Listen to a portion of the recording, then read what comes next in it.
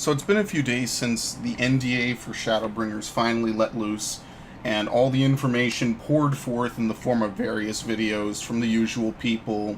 The subreddit has been completely blowing up and down with all the different changes and everything. And I specifically wanted to make a few new different things, just because I didn't want to jump right into this right away. I wanted to kind of let it sit for a little bit, let all the information fully come out. We had people data mining the benchmark, which kind of gave us some information on various things. We have some of the songs for Shadowbringers. We have information about the classes. People have been data mining the various abilities and stat weights, which is all well and good. But I think the biggest thing that really people are looking forward to is how exactly the battle systems and different classes are going to change over time. And specifically, how the main couple of classes are going to.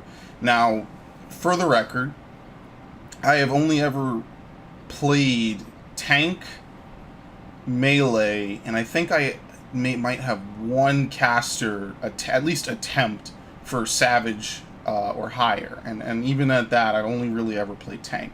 And now that's just generally because most of the time when parties are in need, they need a tank.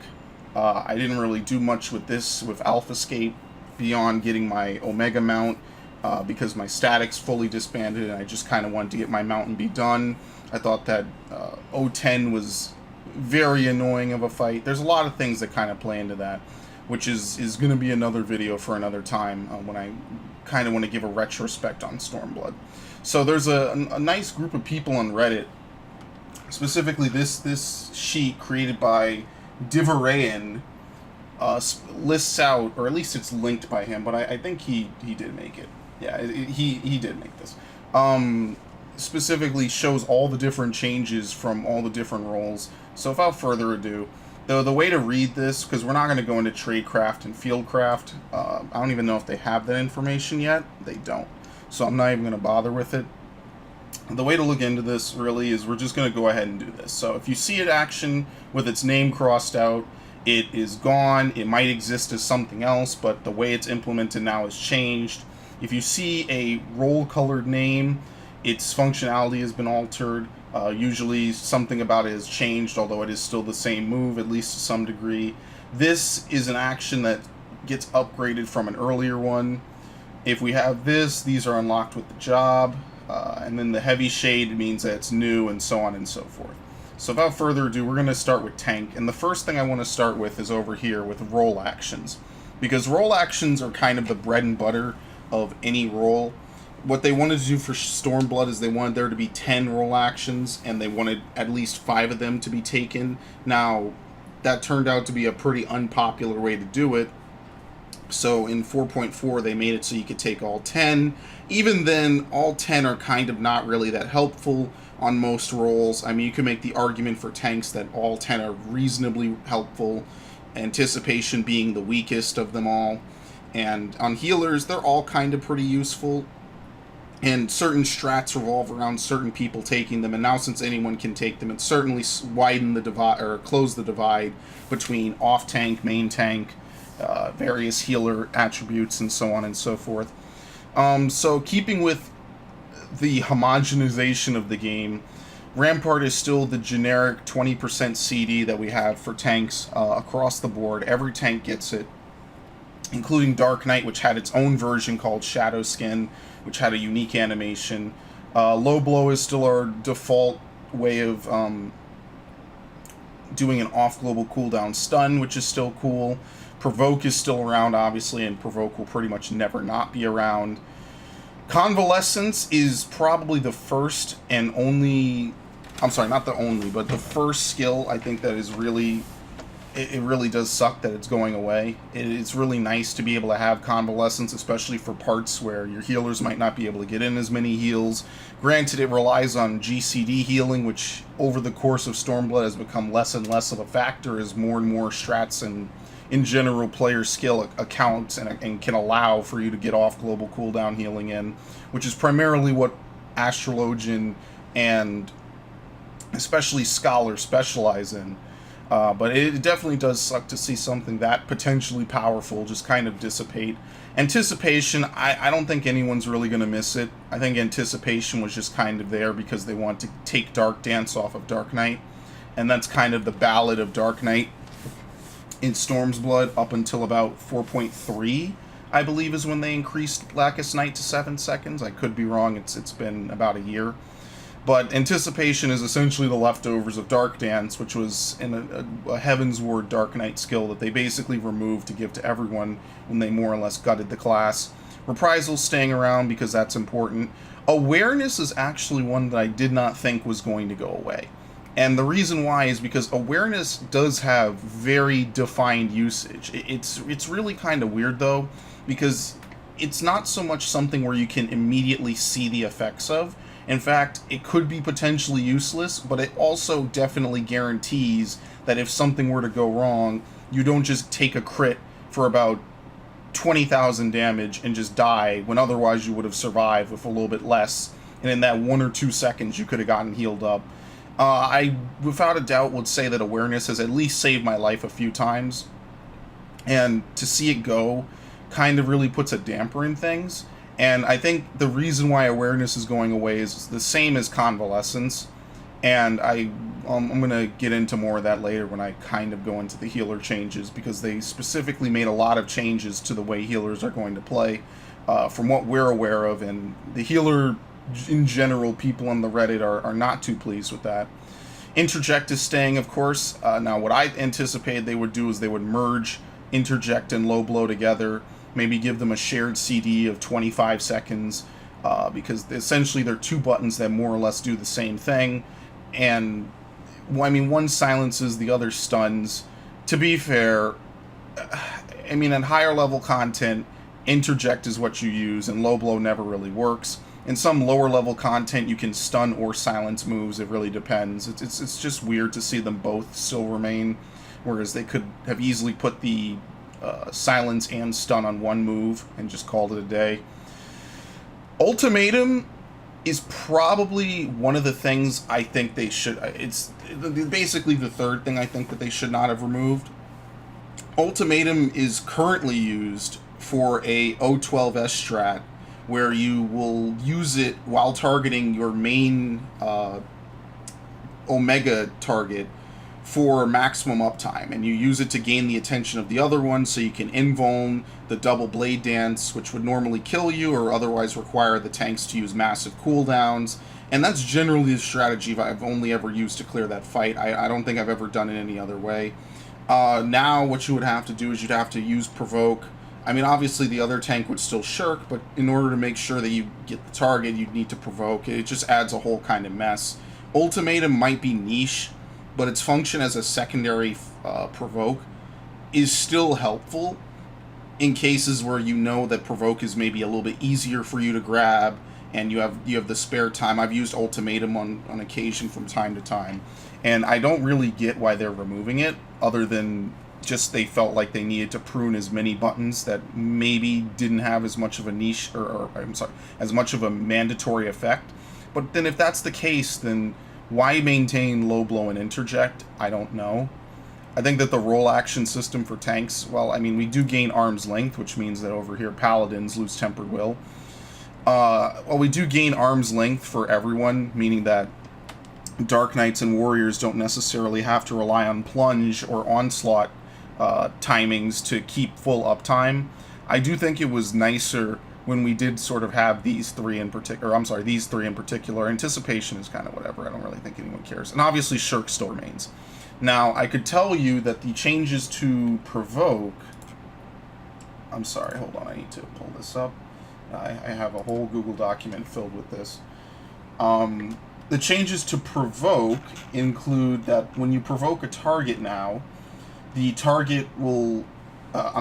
when you provoke a target, you gain an additional enmity boost, including the boost that you get that sets your enmity to the current highest target +1. So I don't know if it's like maybe a 20% boost, if there's anything like that. But it is going to be more than just setting you equal to, which is nice.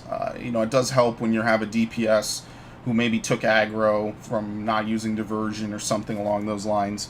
It does help when you will get a little boost from that.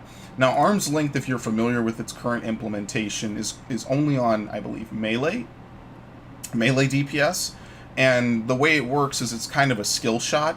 You have to time it and weave it properly, and you don't get knocked back during certain effects. Now, obviously, there's certain things that will knock you back no matter what, but if it's something that can be avoided, like O5S's Ghost that pushes you and is basically tries to push you off the side of the train, if you skill shot that and time it right, you can avoid that and maintain uptime if there's no front box. There's an innumerable amount of uses of this that we could very easily talk about. Instead of being 30 seconds, they upped it to 2 minutes. And definitely for some fights, I could tell you right off the bat, like Suzaku, that's automatically a major nuisance. Because if you have a move that is, you have fights that are designed around this move being 30 seconds, and you basically quadruple the duration to basically longer than Tempered Will. I'm sorry, it's not longer than Tempered Will. Tempered Will's 3 minutes. This is 2 minutes, I'm sorry. But if you quadruple it to basically a shorter Tempered Will, or shorter Tempered Will, I don't particularly know how much fun it's going to be to run some of these later fights that depend on it in the future. That is just my opinion. I would have kept Conva, I would have kept Ultimatum, and I would have kept Awareness. And in general, I would have merged Loject. Yeah, I should have called it Loject. That would have been pretty good. Low Blow and Interject. I would have given all the tanks back their various 20% CDs, have them be unique. Change Foresight to be the tank one. But the Warrior one. But actually, Warrior gains something pretty decent, all things considered, for what they have. So they almost don't even need anything. But I think with that, let's actually start talking about some of the tank changes. Now, whereas I think that the role actions for tanks are generally like a disaster kind of, and maybe not the worst thing. We're not talking like healer levels of train wreck, but at least it's a pretty right mess. The actual changes they've made to tanks, or at least the 3 ones that we already know about and are already in the game, are actually not that terrible. I think if we want to start from left to right, we can see here that, as they said before, if I scroll down really quickly because I took notes on all this, for Paladin they've removed a bunch of skills. They've removed Savage Blade, they've removed Flash, they've removed Tempered Will, which has been replaced by Arm's Length, they've removed Shield Swipe, they've removed Sword Oath, and they have removed Bulwark. Apparently, I think he missed this, but they did confirm that Bulwark is going away. In fact, you can't even see it over here, if that's kind of the proof of it. But for the most part, like I said, aggro combos are going away. Now, Rage of Halone is still in the game, but what they've tried to do for all the different classes is they wanted to give you your full aggro combo at 26, which is what they kind of did before. You would get your full aggro combo at 26. For Warriors, it was 30 with Butcher's Block, and Rage of Halone is currently 26. They want to make sure you had your aggro combo by then, at least so you could do your job as a tank. Now, Fast Blade to Fast Blade, same thing. Again, I'm not really talking about potencies. I also want to make a huge disclaimer. I'm not trying to specifically define any meta here. I'm not trying to say what class is going to be good or on top or anything like that. I'm not trying to at all imply that certain classes are going to be broken or unplayable at all. Because at least the thing you could say about Final Fantasy is that with enough skill, that has not always been the case, that it's been pretty reasonable to do anything with anything. And, I mean, maybe it's kind of redundant coming from a Warrior main, but sure, whatever, we can roll with that.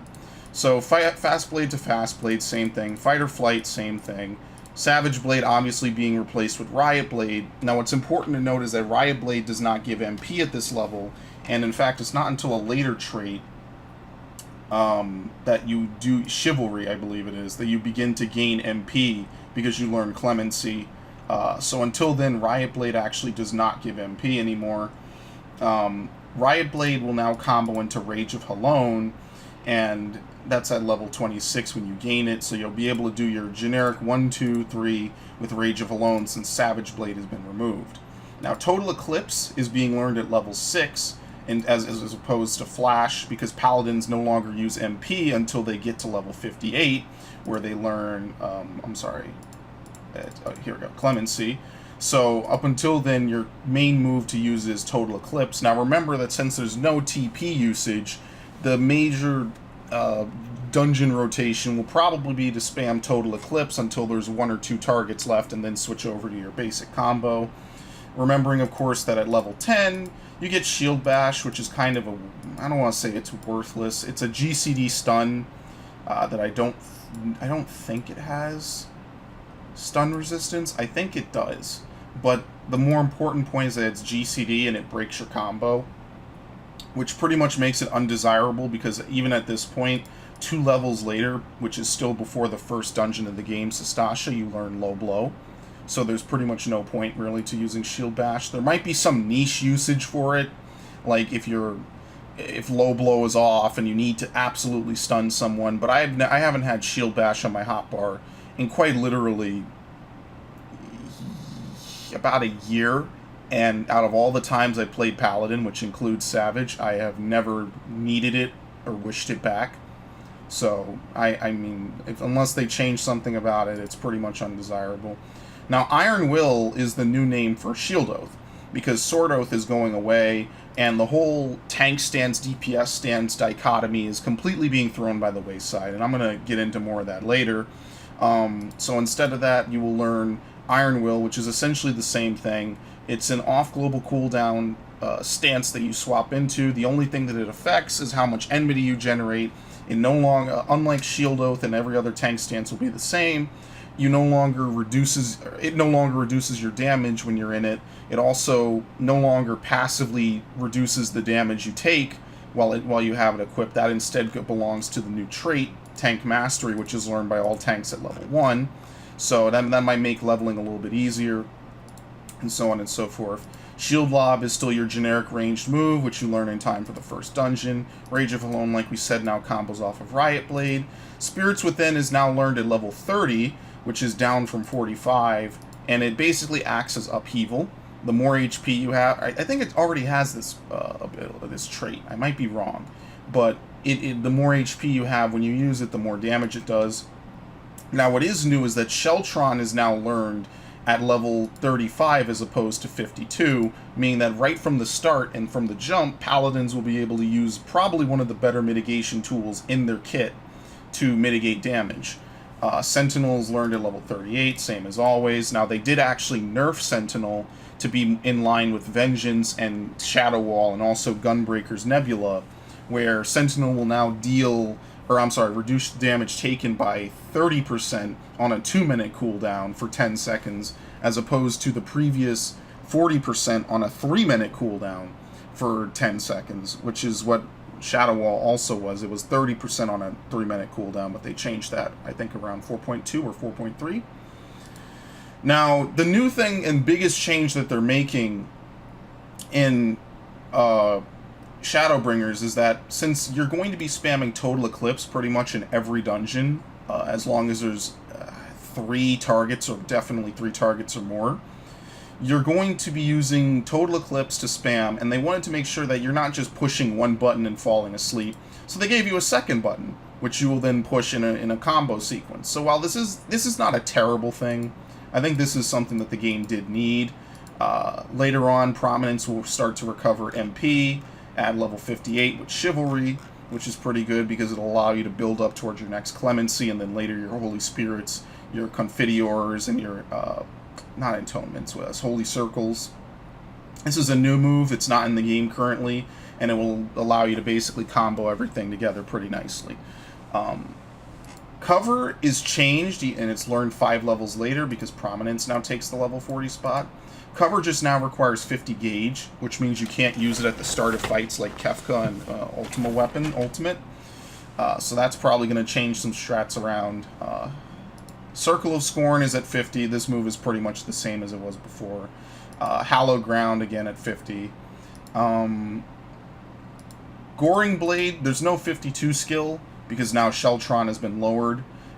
Goring Blade is still the same as before. Divine Veil is pretty much the same as before, although I think these are learned a level sooner, right? No, this is still learned at 56. Oh, no. They're still learned at the same levels. Clemency is still learned at 58, at which point you will gain Chivalry. Oath Mastery, I forgot to mention, basically does what it currently does at level 35. When you get Sheltron, in order to use it, you need to expend Gauge. And it will basically, for I think every auto attack you land, you will gain 5 Gauge. I think that hasn't changed at all. Well, we're going to look at that later when we get to the jobs for tanks. And I also have some of this stuff written down. Royal Authority, as you can see here, is actually an upgrade to Rage of Halone. So your basic Fast Blade, Riot Blade, Rage of Halone, which is a new combo, will only last you until level 60, at which point it will be Fast Blade, Riot Blade, Royal Authority. And this is the combo that Paladins use currently. You use 1 Goring Blade per every 2 Royal Authorities, and that's generally how Paladin plays at the moment. Now at 62, you get Intervention, same as before. This is a Gauge dump, and it's also the basis for a lot of future skills on other classes. Holy Spirit, same as before. Requiescat, same as before. And Passage of Arms at 70. Now, because they removed so many moves, we actually have more stuff down here, obviously, for all the other classes. Holy Circle is basically an AoE version of Holy Spirit, so you actually have a dungeon kit pretty much starting to form. You'll be able to use Holy Circle to deal damage to groups of enemies. It's centered around the Paladin, so you kind of need to get them into position, which shouldn't be too big of a deal by that point in your rotation. Intervene is your Paladin gap closer.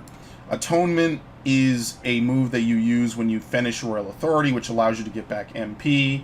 I think it's a weapon skill. I could be wrong. I know that they have it over here. If we look, yeah, it is a weapon skill.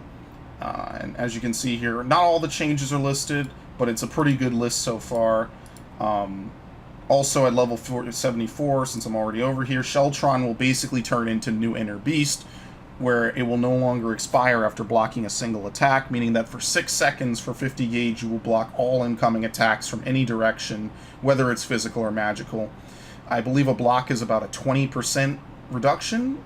It's either 18 or 20 or so. So that's about a 5th damage reduction for 6 seconds, which is pretty strong.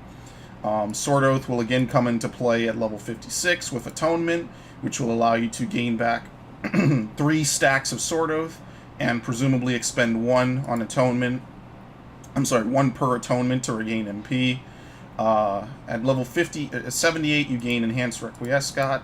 No cast time while under the effect, meaning that you can now move. As long as you trigger the Requiescat requirement, you'll be able to move and cast spells, which will be very helpful because standing still and casting all these spells is really the one thing I don't like about the Paladin kit. And Confiteor will just basically be your flare, I guess. It will end the effect of Requiescat and can only be used while under it. So it kind of changes your rotation from 5 Requiescat, or I'm sorry, 5 Holy Spirits and 5 what's the move called? Holy Circles, right? 5 Holy Circles. It will change that to 4 Holy Spirits or 4 Holy Circles and then a Confiteor to end it. And that's all Paladin really has. As you can see, you basically lose 1 ability through learning up, and there's 1 change being Royal Authority, and then you gain a bunch more traits, namely Chivalry and so on. Now, as you can see here, and I'm not really going to mention it anymore, every single tank has lost Enhanced Vitality 1 to 3 because they're trying to remove it. It doesn't really account for much anyway, so we're just going to lose that. That's not terrible. They probably, I believe they've already made up for it with the calculation to Vitality, so there was no real reason to keep it. So traits are actually more like traits, I guess, for lack of a better phrase. Paladin, I will say this, looks very strong, which is pretty good because currently right now, at least for me, I don't really like playing any tank in a dungeon that isn't Warrior, mostly because of slashing, mostly because of the lack of good AoE, mostly because of a lot of things, and especially the stance swapping is one thing, and one of those as well. Now for Warrior, it's the same deal. You lose your aggro combo, and because there's no more real tank stance, and tank stance is becoming sort of a superfluous thing, you will now lose Unchained, and you lose Deliverance because you're technically always in Deliverance. Now, one of the big changes that they made is now you have your main... I'm sorry, this is not really a change. Defiance is now learned at level 10, obviously, as a result of this. Tomahawk is still... I don't know why this is colored. These are still roughly the same. Thrill of Battle is the first skill that really gets changed. Because, first of all, Maim no longer gives slashing. That's one other thing, since they're removing that. Which is good, because that's kind of the reason why I don't like to play the other two in almost any content. I like to guarantee that there will always be slashing. But, Thrill of Battle is the first major change. They basically merged Convalescence into Thrill of Battle. And while that is cool for Warrior, I personally prefer to have those moves separate. And what we'll end up seeing is that Warrior has roughly about the same amount of skills. Maybe a few less, because some of them stack on top of each other. Inner Beast has been changed. It no longer provides the 20% reduction, as you already know from other different moves and whatnot. Inner Beast is most commonly known for being a GCD that gives you about 6 seconds of 20% less damage, which is what Sheltron will be when you get to level 74, I think it is. I forget what level it was, I just looked. Vengeance is still going to be the same, however, I think they lowered the time of it down to 10 seconds to keep it even with Sentinel and Shadow Wall and Nebula, so it lost 5 seconds. However, the cooldown and the physical potency reflect is still there. Mithril Tempest is the same as your Prominence and is still learned at level 40. This is pretty much one of the 2 new moves that actually have buttons. Holmgang is it lowered at a lower level? I don't think so. I don't know if it had its effect change or not. I'll have to look because I don't think it did. Yeah, I don't think it did. It's still the same CD, same range. When a target is selected, halts the movement. Yeah, that doesn't work on raid bosses, but that's generally the same. I'm not sure if they changed something with Holmgang. Seal Cyclone, Storm's Eye, Infuriate will now give a new trait at level 66, I believe it is, or it's either 66. I think it's 72. Where we'll change certain attributes into various things. Raw Intuition has been completely reworked, probably because Awareness is no longer around due to changes to healers. Raw Intuition will now instead be your new version of Inner Beast. It will be off the global cooldown, and for 5 seconds you take a reduction in damage. Specifically, it reduces damage by 20%, as you can see. At 54, since I missed it already, Inner Beast will be upgraded to Fell Cleave, and at 60, Steel Cyclone will be upgraded to Decimate. So you won't be able to use these 2 moves for various different things, and there won't be any healing on Decimate as far as I'm aware. Equilibrium has been changed to remove the TP regeneration that you would get from Deliverance. Otherwise, it's still in the game as is, assuming the cure potencies remain. I don't think it scales off of crit chance anymore. I think it might actually, because it's still a cure potency move, so that otherwise is unchanged. Mithril Tempest extends Storm's Eye to by 10 seconds up to a maximum of 30 seconds, which is nice. If we go back, Decimate, obviously, like I said, is an upgrade on Steel Cyclone, and Onslaught, Upheaval are the same usual. Onslaught now has a 10-second CD, and Upheaval is no longer tied to your maximum HP for potency. Shake It Off has been changed and no longer receives any benefit from Inner Beast. However, you can still expire the effect of Raw Intuition with it, even though Raw Intuition's cooldown is now only 25 seconds. And Inner Release at 70 does the same as it always has. Now, Chaotic Cyclone is a new thing. Whenever you Infuriate, you basically get... Well, first of all, there's a new trait for this. Whenever you... Mithril Tempest will also enhance your Beast Gauge. I forgot about that. But whenever you do use Infuriate, it will upgrade your Fell Cleave to Inner Chaos and Decimate to Chaotic Cyclone, assuming that you have the moves unlocked. As you can see here, Inner Chaos is your level 80 move, and you get Chaotic Cyclone at level 72. These moves basically boost your next Fell Cleave or Decimate to do a direct critical hit, as if it were in a release. it kind of gives you a little bit of gameplay outside of just solely gaming for inner release, which is pretty nice, because currently, as of right now, Warrior kind of does the same thing, and you're on a 90-second cooldown, and you just generally play around with your gauge to make sure you can Infuriate when you need to, and keep Infuriate low while using your various inner release moves.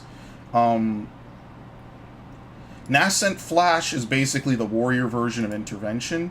The other thing I forgot to mention for Paladin is at a higher level, Prominence will restore MP, is in the same way that Mithril Tempest at like level 74 will give you extra Storm's Eye. They wanted to make it so that way if you're using these combos in dungeons and you would want to, you gain extra time, you gain extra stuff, so there's actually a reason to, which is kind of what we do now for some classes, is you want to refresh your buffs, then do your AoE, and they remove that, and you'll see that on Samurai, they also did the same thing. Nascent Flash basically is something you throw on a target, a friendly target. It basically gives you Bloodbath, and it also allows you to heal that target for 50%. If we look here, Nascent Flash grants Nascent Flash to self and Nascent Glint to a target party member. For you, which you have the Flash, it will restore your HP each time a physical attack lands. For Glint, it will restore HP to the target that's 50% of whatever you recovered, while it also reduces damage taken by 10%. So it's obviously your intervention. Shares a recast timer with Raw Intuition, which is interesting. So you can't use both of them. It's basically if you were to spread Inner Beast, kind of. Now, what is, I believe, a tooltip error is that it has a 25-second recast, but the effect itself lasts for 30 seconds. Now, whereas the Raw Intuition timer lasts only for 5. So I think this is just them messing up a tooltip, and they'll fix it later, because technically this means that Nascent Flash would have a 100% uptime, because you would be able to push it every 25 seconds, and it should never expire unless you're unable to act. So that is kind of weird. That technically means that Warrior would have 24/7 Bloodbath. I do not think that is even close to what they're intending to do, so I'm not really going to pay it much mind. Of course, it requires that you have a teammate, but whenever you're doing any party content, it would be pretty ridiculous. Inner Chaos is, like we said, the new Supercharged Fell Cleave, which is pretty good. Enhanced Thrill of Battle gives you Convalescence's effect while under Thrill of Battle. It's not the worst thing that they merged the two. I just prefer them separate because you need separate cooldowns for different things. And then we have all these, and then we pretty much went over that. And then lastly, the class that I was originally a huge tank main for is Dark Knight. So like everything else, Dark Knight lost spinning and power slash. It lost the ability to tap into the dark side. It lost Dark Passenger. It lost Dark Arts, and it lost Soul Survivor. And the last one is especially damning to me because I particularly really like the change that they made to Soul Survivor, where you can time it and it will give you back MP and HP. Sometimes even when you just throw it up randomly, it's nice to be able to get that if you're sort of at a very Dark Arts heavy portion of your rotation, or if you've been throwing out Blackest Nights a lot. It was nice to be able to get back a little bit of health and a little bit of everything else. And obviously at higher levels it added for higher play, which was nice, and it has helped me before in Final Omega. Now, Hard Slash is still your de facto move. As always, Siphon Strike replaces your previous second step of your aggro combo. Unleash is still learned at the same level. Grit, like every other tank stance, is now learned at level 10. Unmend is learned in time for Sastasha. Soul Leader is learned in time to be your final combo hit.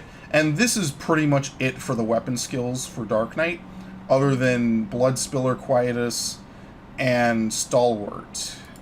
Everything else on this class, I believe, is a off-global cooldown. I don't think Edge of Darkness is a cooldown. Let's see. Edge of Darkness. No, it's an ability. So yeah, pretty much everything that's changed is now a... This says it's a spell, but I know you can weave that, so I don't think it really is a spell. Everything else is pretty much a off-global cooldown move from here on out, besides Blood Spiller. Flood of Darkness is the new version of Dark Passenger, which is pretty cool that they finally found a way to make it useful. One of the new traits for Flood of Darkness is that it automatically activates Dark Side. Now, Dark Side it pretty much runs similarly to, say, Blood of the Dragon or some other gauge, where now it extends your Dark Side timer by 30 seconds. And each time that you use Flood of Darkness, it will extend your Dark Side timer up to a maximum of 60 seconds. And what Dark Side does is it boosts your damage done. Basically similar to what it does now. Blood Weapon is still the same. It increases your blood gauge immediately upon use. Or, I'm sorry, not immediately upon use. It increases your blood gauge and your maximum MP. Or, I'm sorry, not maximum MP. It restores MP every time you execute a weapon skill. Shadow Wall is, like I said before, the same. Edge of Darkness is simply a single target version of Flood of Darkness. As you know, Dark Passenger deals damage in a straight line. Flood of Darkness is essentially the same move with a different effect and a mana cost. Edge of Darkness costs the same as Flood of Darkness, except it's single target. Dark Mind is actually, for some reason, Dark Mind has been nerfed. It's learned at 3 levels later, level 45. It's been nerfed from a 30% magical vulnerability down to a 20% magical vulnerability down while maintaining the same cooldown. I don't know why they nerfed it. I'm not too particularly sure, but whatever. Again, this is one of those things they just kind of do. Living Dead is essentially the same. Salted Earth remains, although it no longer gives blood. Plunge will now store up to 2 charges at a higher level because of the new charged action system.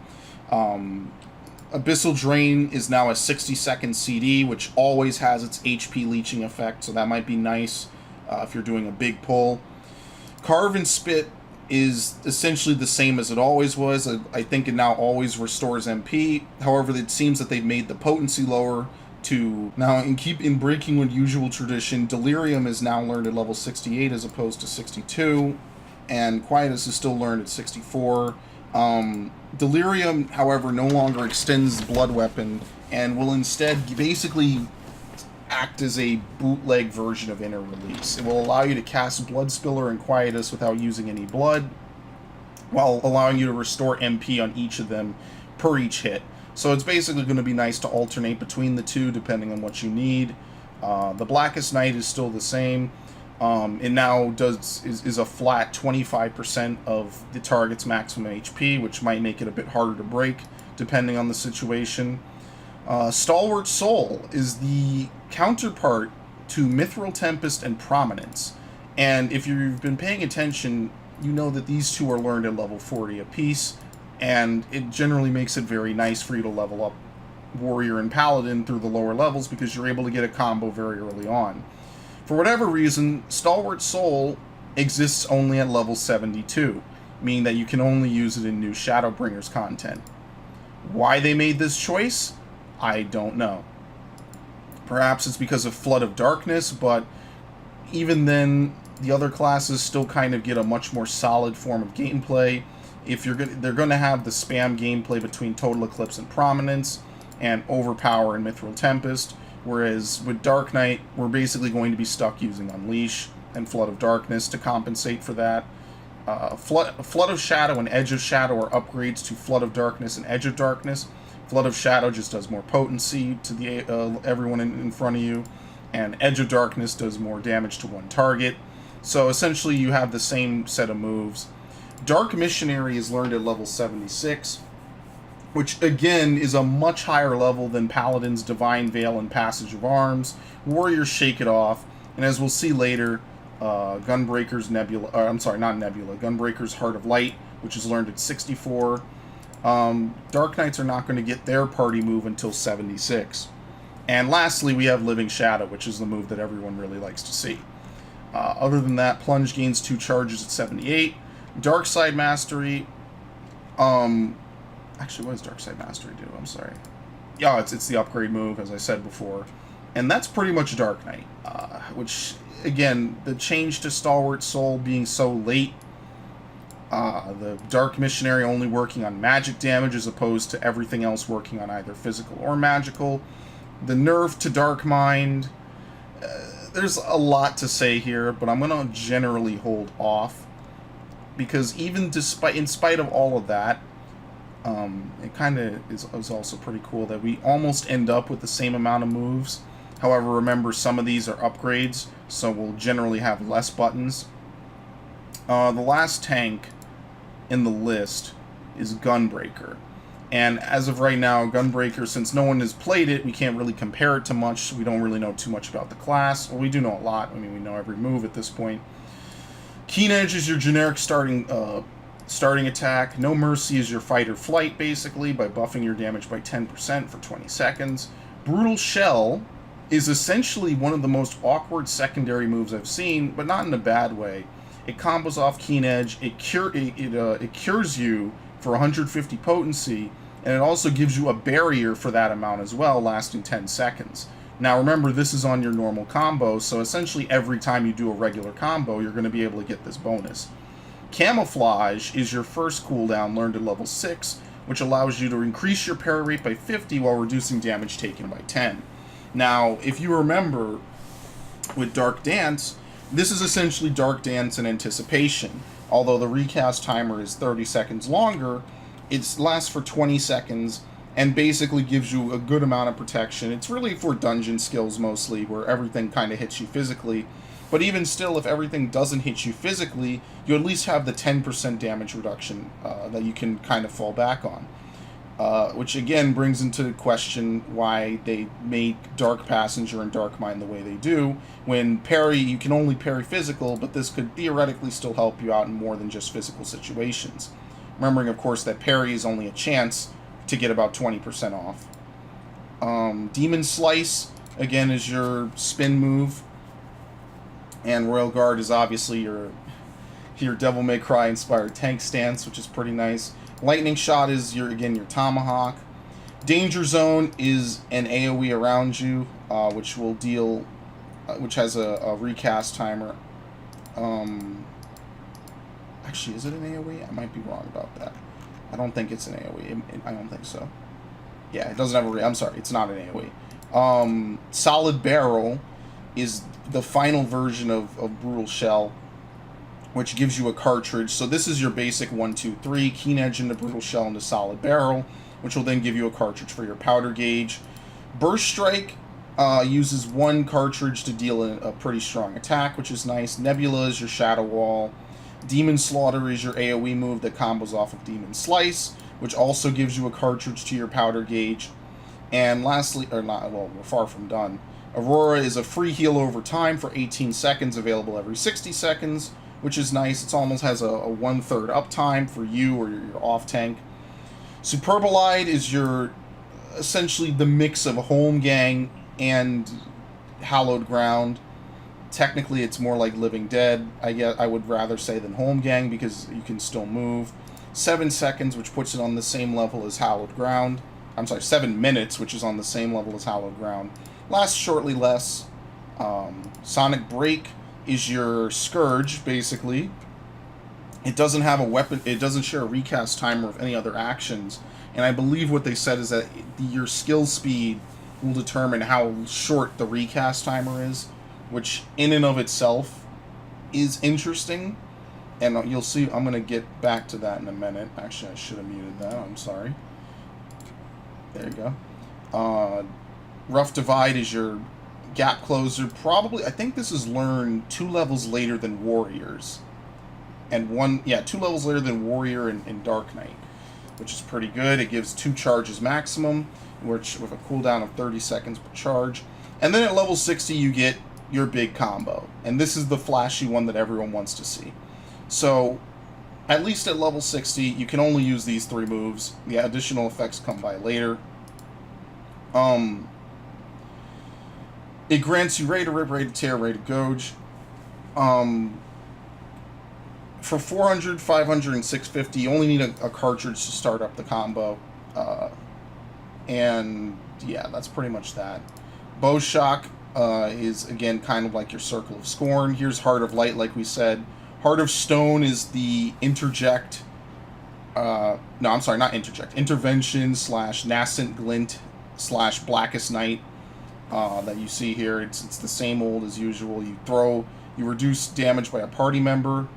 If you're under the effect of Brutal Shell, you also give that to the target. So again, you can throw them a little shield on top of the reduction, which is pretty nice. And continuation is finally where you're allowed to use some of these different abilities. So for instance, you're going to use Gnashing Fang and then weave it into continuation, which turns into Jugular Rip. Follow that up with Savage Claw, which turns into Abdominal Tear, and then Wicked Talon, which turns into spoilers for casters, which turns into Eye Gouge. Lastly, you get Faded Circle, which is your AoE move. It uses a cartridge for big damage. It's a weapon skill. Bloodfest basically jump cuts you into 2 cartridges, so you can use it while empty, and you can only use it in combat. And Blasting Zone is, again, the upgraded version of your earlier move, Danger Zone. And other than that, you don't really get many traits because this class is pretty much new. So at level 30, you're able to start gaining cartridges to be able to use with, what's the move's name? Burst Strike, which I don't have it commit to memory yet because I haven't played the class. Improved Brutal Shell will give you... Oh, crap. What is Improved Brutal Shell? I'm sorry. Crap. Will give you the shield potency. That's what it is. I apologize for that. And obviously, Danger Zone upgrades to Blasting Zone. So those are the tanks. Like I said before, I'm not here to tell you what the meta is. I can only give you my gut feeling, and that's about it. And even then, everything will continue to be viable. Here it is. This is the one I was on. The one thing I do like is I will say that Paladin getting Sheltron to basically be new Inner Beast will be pretty good. Not to mention that Paladins inherently take a little bit less damage because they have a shield and a chance to block, which no other tank does. Warrior, I think, definitely out of all of them gets the biggest shift because we get Raw Intuition at 56, in addition to Rampart, in addition to Vengeance, in addition to Shake It Off, and it's quite a lot of cooldowns. Instead of Raw Intuition just basically being used as fodder to fuel Shake It Off to be more powerful for the party, while we still are able to shake it off and perhaps even throw it away in times of need, we no longer have the ability to use Inner Beast to also supplement that, which is definitely, probably partially a loss, because it definitely does matter when you get that extra 4%. It can mean the distinct difference between life and death, especially during Prog, or just very difficult portions of the fight in general, like, for instance, Inner Beasting and shaking it off for Archive All, I know has distinctly, you could tell the difference in people's health, makes it easier for the healers in certain tight situations, which is definitely not something to overlook. Nascent Flash is going to be good, even if you have to throw it on someone you don't really care if they get the healing in dungeons or whatnot, just to be able to get that extra heal. It'll also encourage you to want to use it even in the main tank role, because you'll be able to get some extra heals off maybe a Fell Cleave or a Inner Chaos or anything really that you can throw your hands on. Now, we don't know how much HP will be restored per hit. I don't know if it'll be more something like 20 or 50. I don't think it'll be something like 50, depending on how big the numbers go. But maybe about a 10k heal, roughly, give or take, is probably nothing terrible to sneeze at, which lasts for, I mean, obviously as of now, 30 seconds with a 25-second recast is ridiculous, and I don't think that's true. But even still, even if it's like a 15-second duration, that is still pretty powerful, to say the least. Lastly, with Dark Knight, I'm again questioning why they didn't take the opportunity to rework even further elements of the class, moving stuff around so it makes a little more sense. For instance, Delirium being learned last, fine. It being kind of a cheaper version of Inner Release, I mean, it's not inherently awful, it just is very awkward and weird. The Blackest Night being your primary defensive move, I mean, it's true that Warriors don't have Inner Beast anymore to really rely on for that, but Paladins get Sheltron pretty early on. Warriors get passive healing from Storm's Path. I mean, to be fair, Dark Knights also get passive healing from Soul Eater, which will help. So it's not as terrible as it was, because Warrior has kind of been brought down, and we don't really know, well, Gunbreaker won't really have to level through those levels, but if you're doing a lower level dungeon, for instance, in my opinion, the best tanks to probably play if you're doing something below 50 are still going to be Warrior and Paladin. I think those are going to be probably the most fun. Now, being able to do Dark Mind, I'm sorry, not Dark Mind, being able to do Flood of Darkness, you might feel like you're accomplishing more, but just being able to do 2 moves is definitely going to make the big difference. And I think that at least with Paladin, you can kind of really brain dead it and just spam Total Eclipse and Prominence and call it a day. That seems to be more in line with stuff. Soul Survivor being removed is kind of one thing I'm iffy on. Now, it is true that Paladins did lose Bulwark, which was kind of a decent move if you had like downtime while holding a boss. Just through auto attacks, being able to block a little more was always a welcome thing. But to be fair, I will kind of miss Soul Survivor just purely for the ability to throw it up and get a little kick, even if it's just for the MP. Now, that being said, the only MP takers on this class are Flood of Darkness, Edge of Darkness, and Blackest Night. Everything else that used to take MP will no longer take it. Namely, Abyssal Drain will no longer take MP at all, but it's on a cooldown now. And Unmend will no longer take MP. So you'll never be at least out of a way to do your job as a tank, which is good. So take that for what you will. Now, the biggest thing I could say about tanks that I don't like is the addition and splitting of the Tank Mastery perk and the way that Enmity works. Now, the one thing I really don't like particularly about the way tanks work now is that from the footage that we saw with the job, what was it, the 73 dungeon, where we had the Gunbreaker run in and use Demon Slice and then Demon Slaughter, we know and we can see that the aggro meter essentially reaches 100 for Gunbreaker instantly. And at that point, aggro becomes redundant. At no point did the Dancer, and I forget what the other class was, ever even begin to grow their aggro meter. And needless to say, since your dungeon rotation for every class is pretty much going to be use Total Eclipse, use Prominence while under Fight or Flight, build up towards your Requiescat, use 4 Hurley Circles and a Confiteor, or however much you can do based on whatever level you are, especially at lower levels, it's just going to be Total Eclipse Prominence the whole time, with a little bit of Fight or Flight thrown in, etc., for all the other classes. It's going to be pretty brain dead. It's not going to have much to it.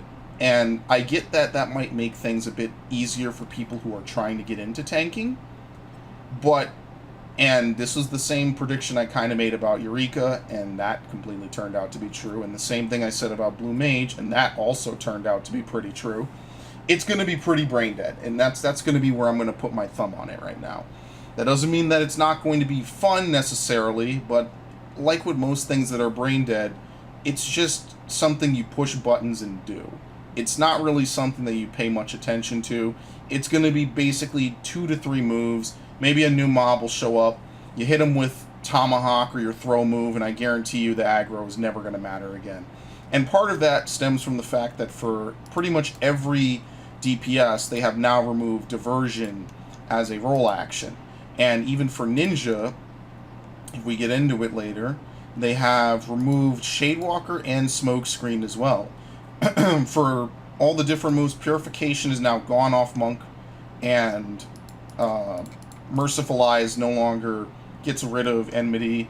Same thing for Casters. While they do have Lucid Dreaming no longer has Enmity, as well as the fact that Diversion's gone. There's no real way to lose aggro anymore as a DPS. And the only way that they can really do that and make sure that tanking is still feasible, unlike the start of Stormblood, is to essentially make it so that way you no longer have to worry about Enmity, by boosting the tanked Enmity generation to a ridiculous amount. Because otherwise, there's not really much more you can do to fight for Enmity, especially at low levels, than to spam what 2 moves you can, or even just sometimes 1 move you can, because there's no more flash, to maintain aggro. Unless they want us to shield lob all day, which just sounds even worse than spamming Total Eclipse. So, in general, I don't like the way that the Enmity changes have gone. I think that that's an oversimplification of this game. I think it's the same mistake that World of Warcraft made with tanking, where they basically reduced tanking down into a spam 1 to 2 buttons to win sort of a deal. And for a game where we have a community that is constantly accepting more and more people from World of Warcraft, the one thing to actually note about that is that there is a reason that these people are leaving World of Warcraft. There is a reason that they are no longer playing WoW, and that they are now moving to Final Fantasy. And I think that we need to analyze that reason. There's a number of reasons. Part of it is that WoW has a lot of bad practices.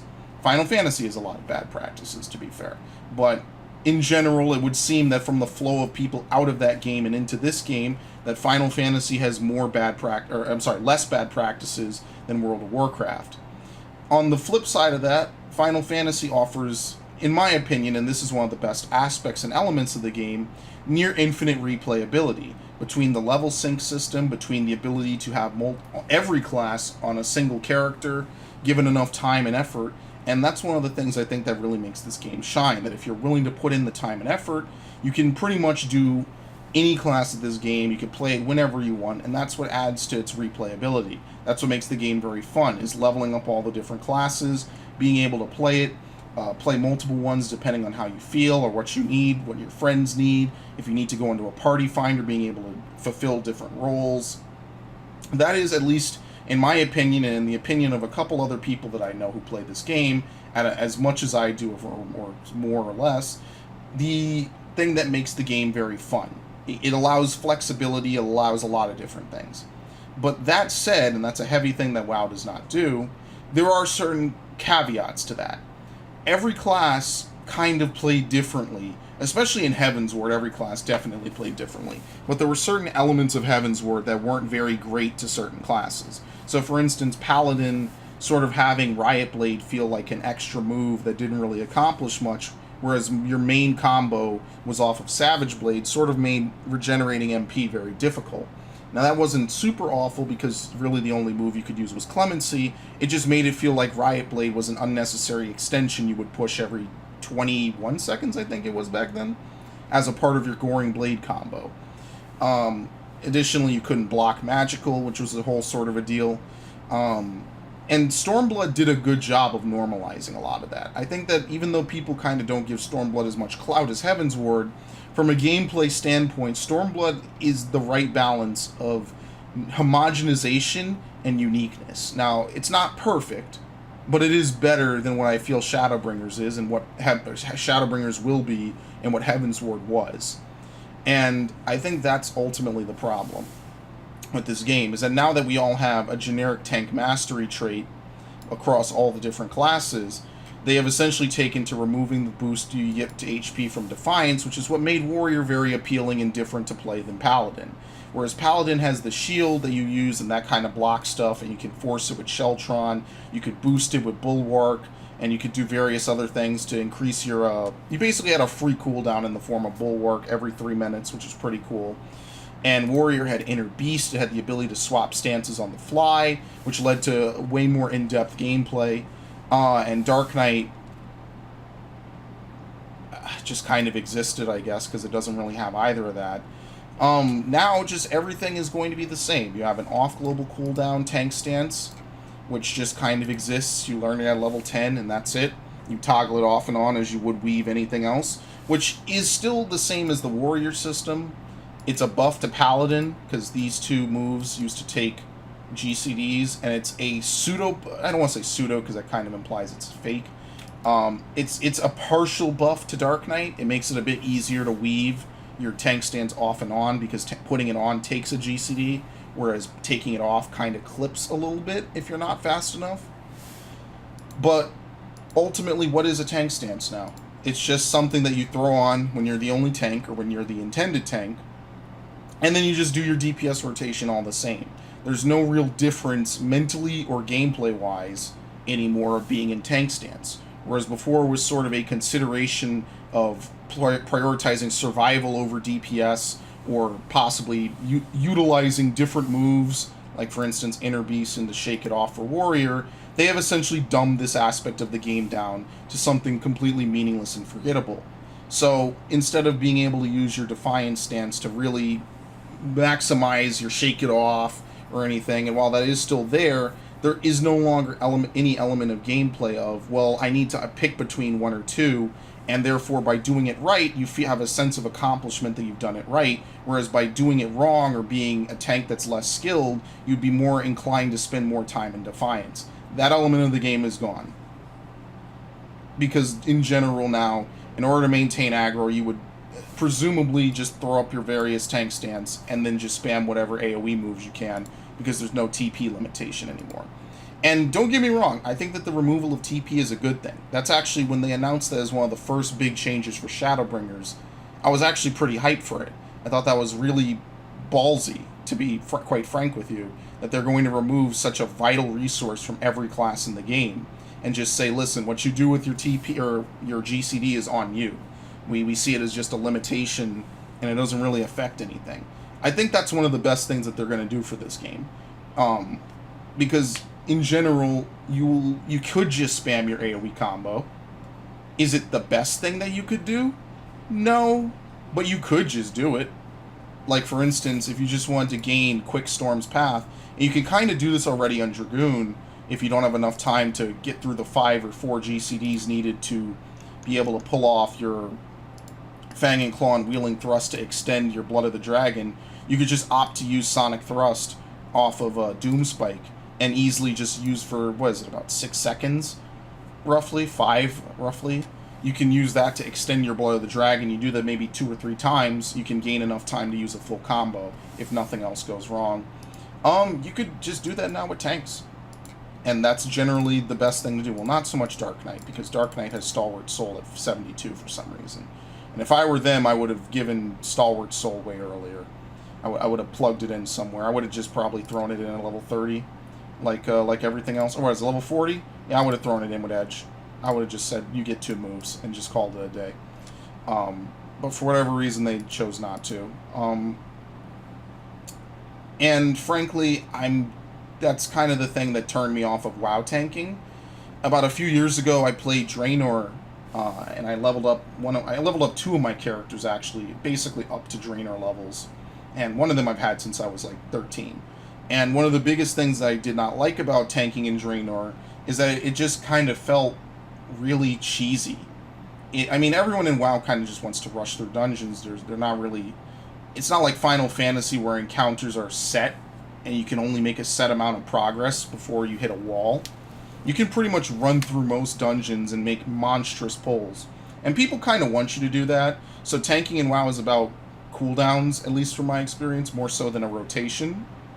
And while there obviously is a rotation that you follow, I mean, WoW rotations are kind of more like flowcharts, to be fair. At least from my experience of playing Legion for a month or 2 and playing Draenor for like a month or 2.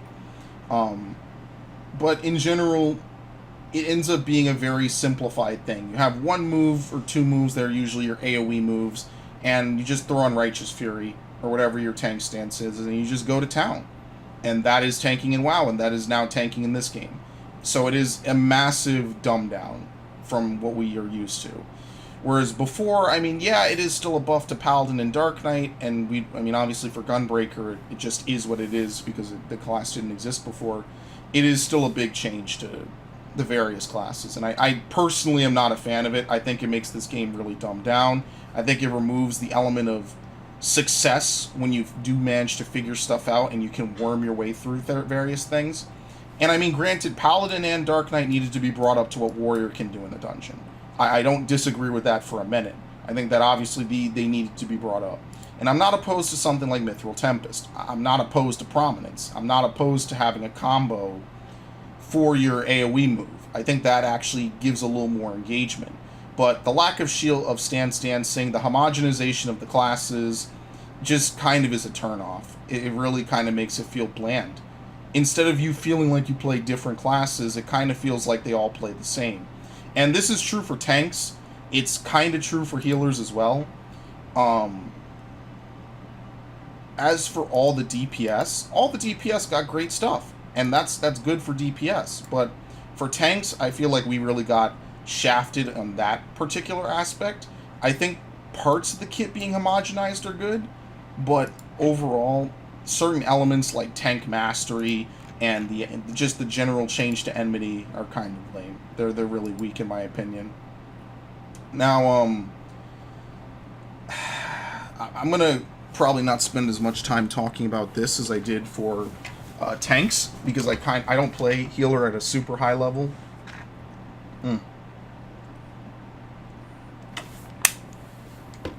So I don't have as much to say about it. To start off with role action skills, the White Mage Repose is now a role action skill at level 8. Why? No clue. Probably will never see any use above level 40. Asuna is again now available at an earlier level. Swift Cast is the same as always. Lucid Dreaming has had its cooldown reduced to 60 seconds as opposed to 2 minutes.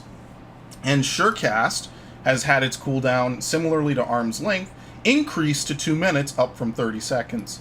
Although it lasts for 6 seconds now, much like Arm's Length, as opposed to 5. Woohoo. And Rescue is again available. So as for the moves we have now lost, we have lost Cleric Stance. If you remember back in 3.0, Cleric Stance was the ability to swap your Mind stat into Intellect, allowing you to deal damage as if you were a normal caster. However, with the change to Stormblood and change to Mind, this became sort of irrelevant, because Mind, all healer damage is calculated off Mind, similarly to their healing, so this was no longer relevant. It just became a sort of mildly weak buff of 5%, and it's finally gone. Break, which I actually did like as a move, because it costs 0 MP to utilize, is going away. So if you're at low MP now from doing DPS, you'll be pretty screwed, but that's another thing. Protect is going away. I kind of foresaw this. If they change the way that damage is calculated, Protect will be going away, and it is just an unnecessary step. It's an extra GCD if you need to heal or put it on someone who's died and been resurrected. I could see why they got rid of it. Asuna is again learned at level 10. Lucid Dreaming still exists. Swift Cast. Eye for an Eye is going away, so deployment tactics will no longer spread Eye for an Eye.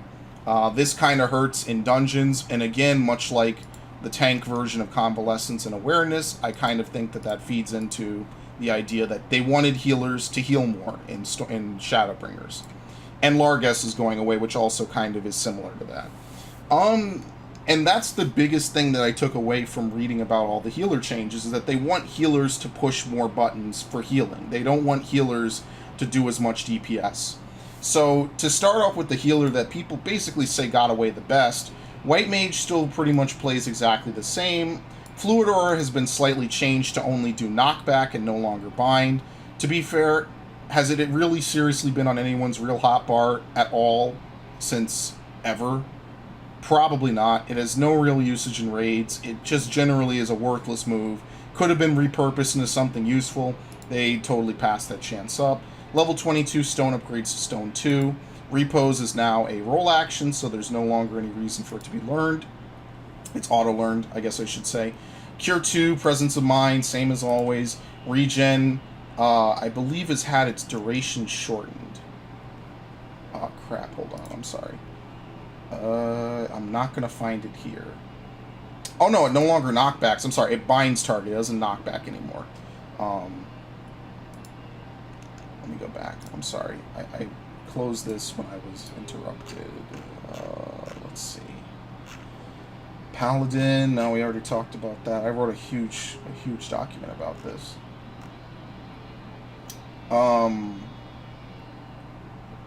Okay. Regen now heals 200 potency up from 150, but lasts 18 seconds down from 21. So it lasts 3 seconds later, but it heals more potency. In general, that means you're going to have to reapply it more often. Secret of the Lily is the new White Mage trait. I believe you get it at level 52, along with the rest of your gauge. I could be wrong. Yeah, 52, as opposed to your current Lily system, which is also at 52. Every time...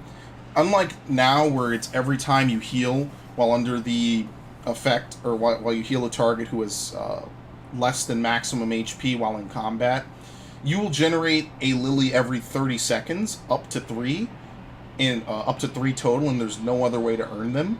You use these to cast your new moves, so Afflatus Solus, for instance, is an off-global cooldown that restores the HP of one target for 700 potency, which has 1 Lily cost. So essentially every, 30 seconds you're able to use, essentially, Tetragrammaton. I think it's more powerful than Tetra, though. I think Tetra's only like 600 off the top of my head. A size is the same as always. Stone 3 is an upgrade off of Stone 2, as before.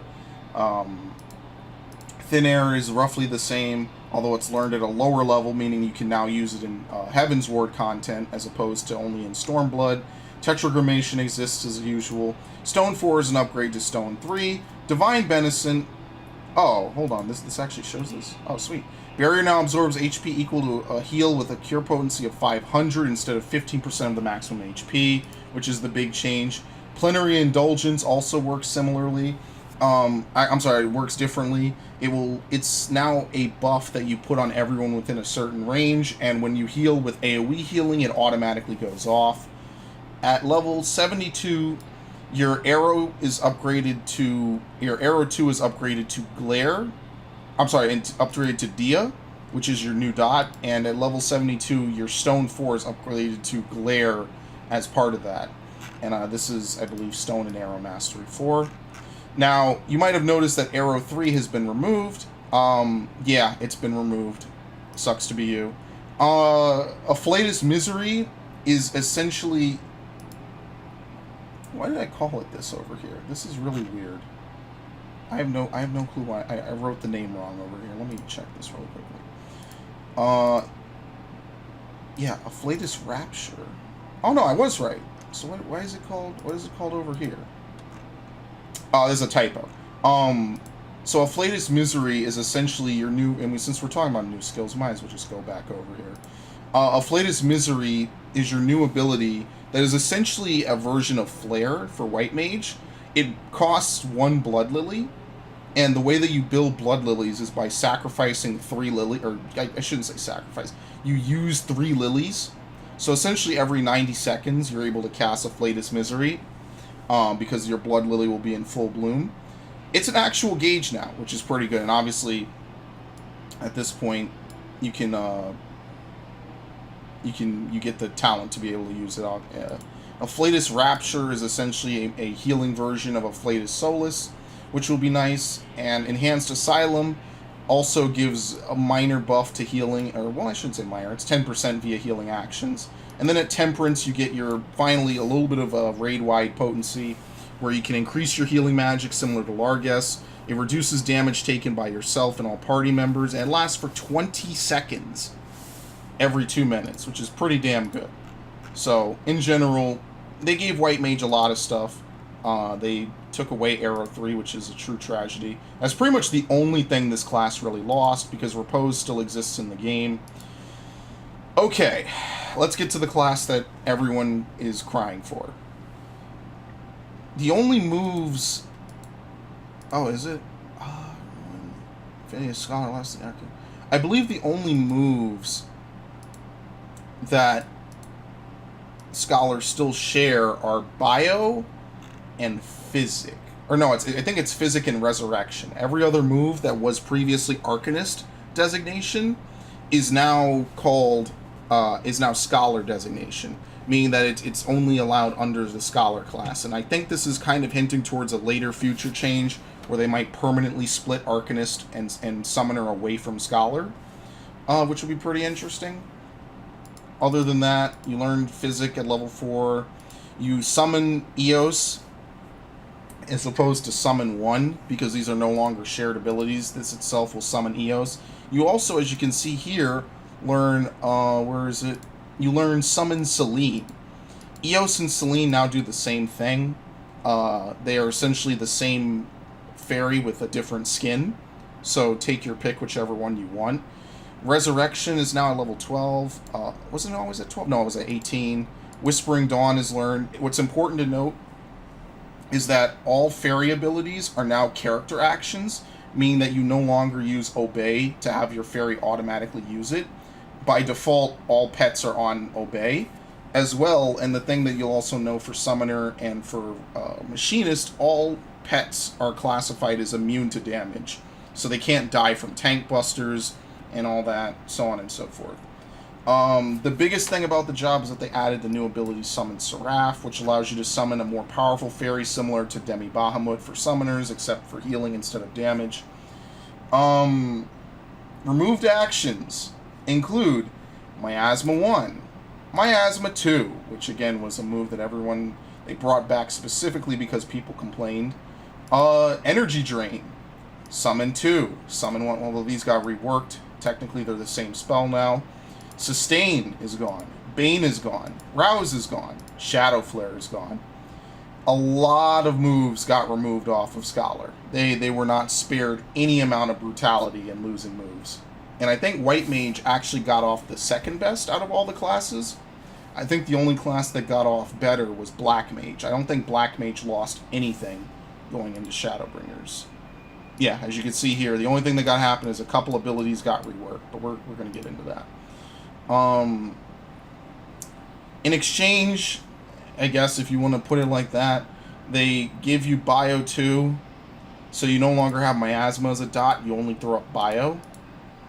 And then Bio 2 upgrades to Biolysis. You also get Broil, like usual. So you basically only throw up one dot and one move. It's kind of the same thing over here, except we have Holy on White Mage still. We have Art of War, which I guess is something. And Aether Flow is learned at a much higher level this time. It's used for different abilities, and it's specifically here it's used for Lustrate, because you can no longer Energy Drain or Bane. There's no real reason for them to allow you to use Aether Flow at such a low level. And Loquim is still the same. I think they changed portions of it. Let's see if they detailed it here. Yes. Grants Galvanize. When critical HP is restored, it grants Catalyze, which nullifies the damage equal to the amount restored. They basically separated this buff. So, for instance, a normal Ad Loquim will throw up Galvanize only. When you critically heal, it'll throw up Catalyze and Galvanize. So you'll be able to kind of see that. Same as usual, though I think. I might be wrong. Aether Flow also can no longer be used out of combat. Aether Flow is also only used for Lustrates, Sacred Soil, Indom, and Excog. You can excogitate yourself now.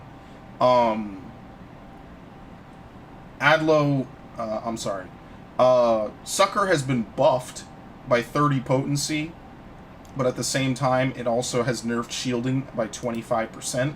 Emergency Tactics is now 15%.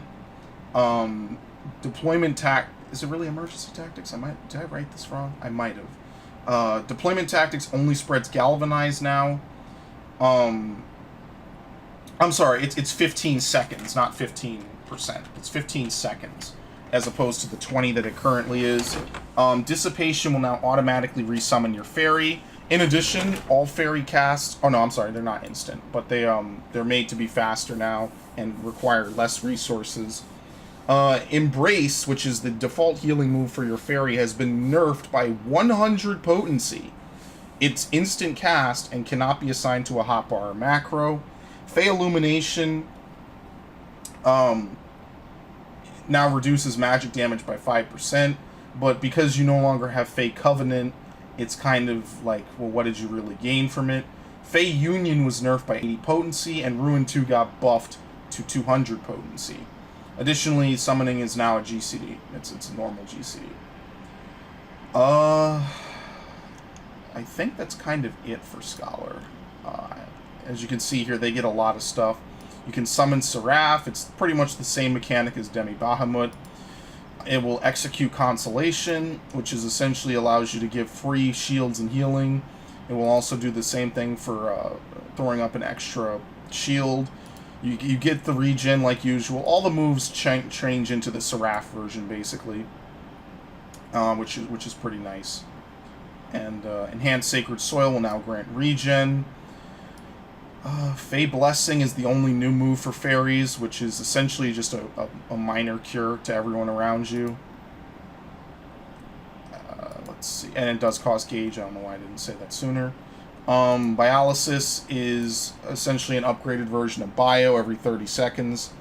That's about it for Scholar. I think that the one that, as you can see here, they did a lot to Astrologian. They really, really, really, really, really wanted to change things for Astrologian. And it's pretty rough. A lot of people are saying they're going to jump ship from this class. I mean, who knows what that really means? But as you can see here, up to level 30, everything stays the same. Nothing changes, because again, this class doesn't exist until 30 anyway. At level 30, you also learn Play. Now, the main usage of this is that Draw and Play are going to be separate buttons. So Draw's countdown will automatically start when you draw a card that you then use with Play. Instead of having to draw a card and then decide really quickly, am I going to draw it, am I going to and then play it right away, am I going to hold it and risk delaying my next card? That's a good change. I like that. I don't think anyone's complaining specifically about that. Diurnal Sect is again your regen. Aspected Benefic is pretty much the same that I'm aware of. I'm pretty certain. Yeah, I think everything is pretty much the same. Redraw has been changed into, well, the same name, but what it does now is instead Redraw will have 3 charges, each on a 30-second CD. It will allow you to re-roll a card, as it says, up to 3 times, so that'll help a little bit with RNG. Now, the bigger change is that Gravity, and wholly to an extent, have had their damage calculations reworked. So the way they work now is that they do the whole scale down thing based on how many enemies are around that they hit. So for instance, it does 100% to the first enemy, and then it does less and less potency as more enemies are around until it's down to half potency for everything around you.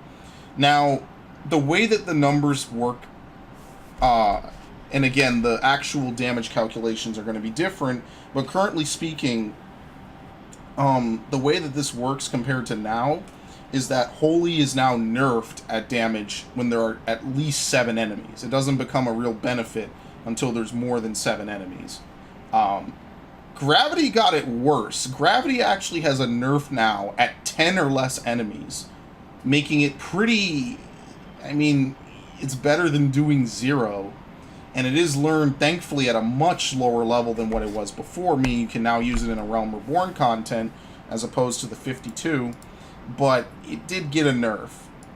Combust 2 still exists. Snashtree. Snashtree actually had, I don't think it had its effect changed. It just had its cooldown lengthened to 2 minutes. As you can see here, Royal Road, Empty Road Spread, and Undraw Spread are going away. You'll no longer be able to Royal Road cards to spread them. You'll no longer be able to use your spread to store cards. It is what it is. Nocturnal Sect and Minor Arcana is now learned at 50, along with the move Divination. So the way that all these moves work is that the cards themselves, all 6 still exist. However, they've all had their major usages redone. So the balance, the arrow, and the spear will now increase damage dealt by a party member or self by 6% if melee DPS, or 3% for all other types of party member. Each one of them will grant a lunar, solar, and celestial seal, respectively. I totally did the names wrong here, and I didn't change them right because I'm lazy. The bowl, the ewer, and the spire will now increase damage dealt by party member or self by 6% if you're a ranged DPS, or 3% for all other damage types. Each one of those grants a lunar, solar, and celestial seal. And obviously now the seals are used for the move Divination, which is essentially spread balance on an actual move as opposed to something you build towards. So when you use Divination, it will increase the damage that you deal. Increased damage is dealt by self and nearby party members. Can only be used after getting 3 seals from Arcanum. It gives a 3% boost, but if all 3 different seals are in play, it's a 6% boost. 3-minute cooldown, so it won't be used every 3 cards. So essentially, the game of Astrologian with cards now is trying to play a lunar, solar, and celestial seal. And to do that, you build towards your balance, which can only be used now once every 3 minutes on yeah. You can kind of start to see why a lot of people are not very happy about that. Meanwhile, the Minor Arcana allows you to power up your Balance Arrow or Spear into the Lord of Crowns, which now gives an 8% bonus, or a 4% for other types, but doesn't give you a seal. Meanwhile, on the same thing, the Bowl, Ewer, or Spire gives you the Lady of Crowns, which no longer heals, but instead gives an 8% bonus to damage if the target is ranged, or a 4% for other types. So it basically allows you to play a card without having to accumulate a seal. Malefic 3 upgrades to Malefic 4 at level 72. Combust 2 upgrades to Combust 3 at level 72. And what I assume is an error, they basically screwed up the tooltip for the build that they were showing off. Combust 3 has the same potency and duration as Combust 2. I think that's just a typo again. It's happened. I mean, they just want to show proof of concept. I don't really hold too much to that. Earthly Star, I believe, functions the same. Sleeve Draw has been slightly edited. Sleeve Draw will now give you essentially a faster cooldown for draw. It's kind of like Kasatsu a bit. It will instead of it being a different type of draw that you use that gives you a full deck, it will instead automatically refresh draw's cooldown, and will give you 2 quicker cooldowns on draw. So I think it changes the recast from 30 seconds to like 2 or 3 seconds. It's not very long. As for new moves, Celestial Opposition also got changed. Time Dilation also got removed. Celestial Opposition will now give Regen in Diurnal or Shield in Nocturnal to everyone around you. I think that's it, right? As we can see here, yeah. Restores own HP and the HP of nearby party members. Yeah, and it's basically a free off global cooldown heal version of Helios, well, Aspected Helios specifically. It will no longer be used to extend buffs, and that's kind of the thing they want to get rid of. They wanted to remove Ast's ability to do a lot of this buffing, and I think that's... it feels bad, man. I mean, the only thing I could see them doing is maybe they're doing it to make way for Time Mage, which would be pretty sweet. I don't think so. I just saw that get memed a little bit. Lastly, one of the new moves is Celestial Intersection. Essentially, it does the opposite version of what you would expect. If you're in Diurnal, it will give you a shield, and if you're in Nocturnal, it will give you a regen. However, they're intentionally very weak versions of this move. It's just meant to allow a little bit of flexibility. Horoscope just allows you to read the fortune of those around you, which gives them a little bit of a buff if you were to heal them again afterwards. And doing it again, it's sort of a different type of move that you can use. Neutral Sect is lastly basically your ultimate, like with White Mage you had Temperance. It increases your healing magic potency and it basically puts you in a neutral stance. It allows you to use both Diurnal and Nocturnal moves once every 2 minutes. So Aspected Helios and Benefic will give both benefits as opposed to one or the other. And Essential Dignity will get 2 charges at 78. That's a lot of changes to Astrologian.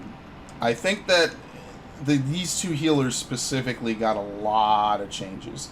Also, they removed the Enhanced Mind and whatnot. All this stuff got removed because it no longer matters.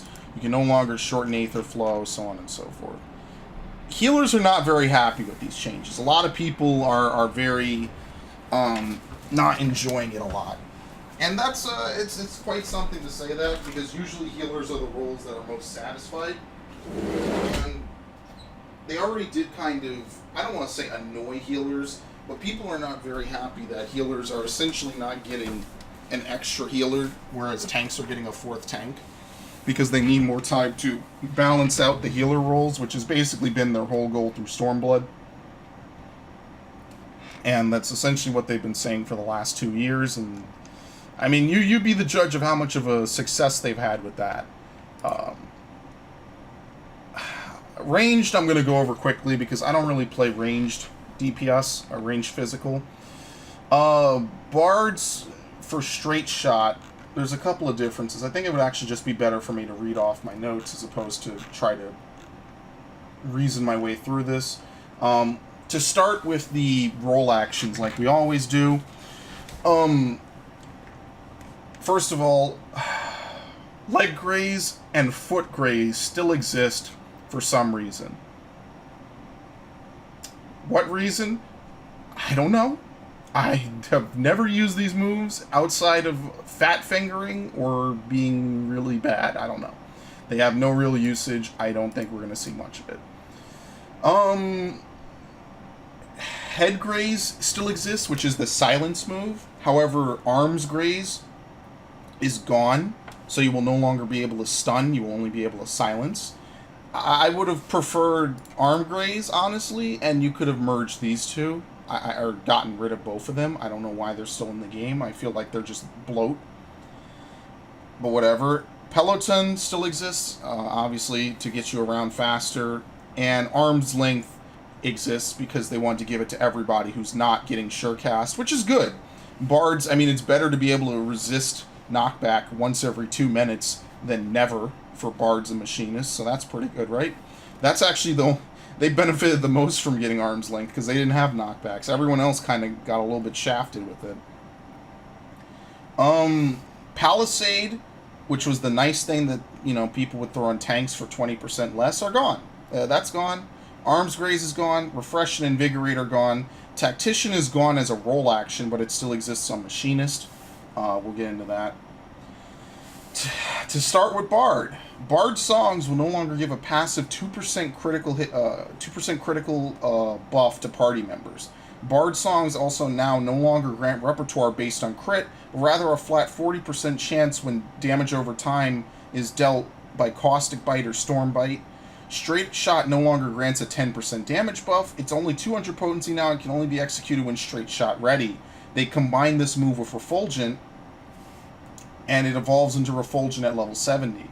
Venomous Bite now lasts for 30 seconds. Wind Bite lasts for 30 seconds. At level 76, Bite Mastery 2 has a 35% chance to proc Straight Shot ready. I think when damage is dealt. I was kind of really... I actually watched I watched the videos and stuff for this last, so I was kind of at the end of it. Heavy Shot, okay. Yeah, see, there's a 35% chance you will become Straight Shot ready.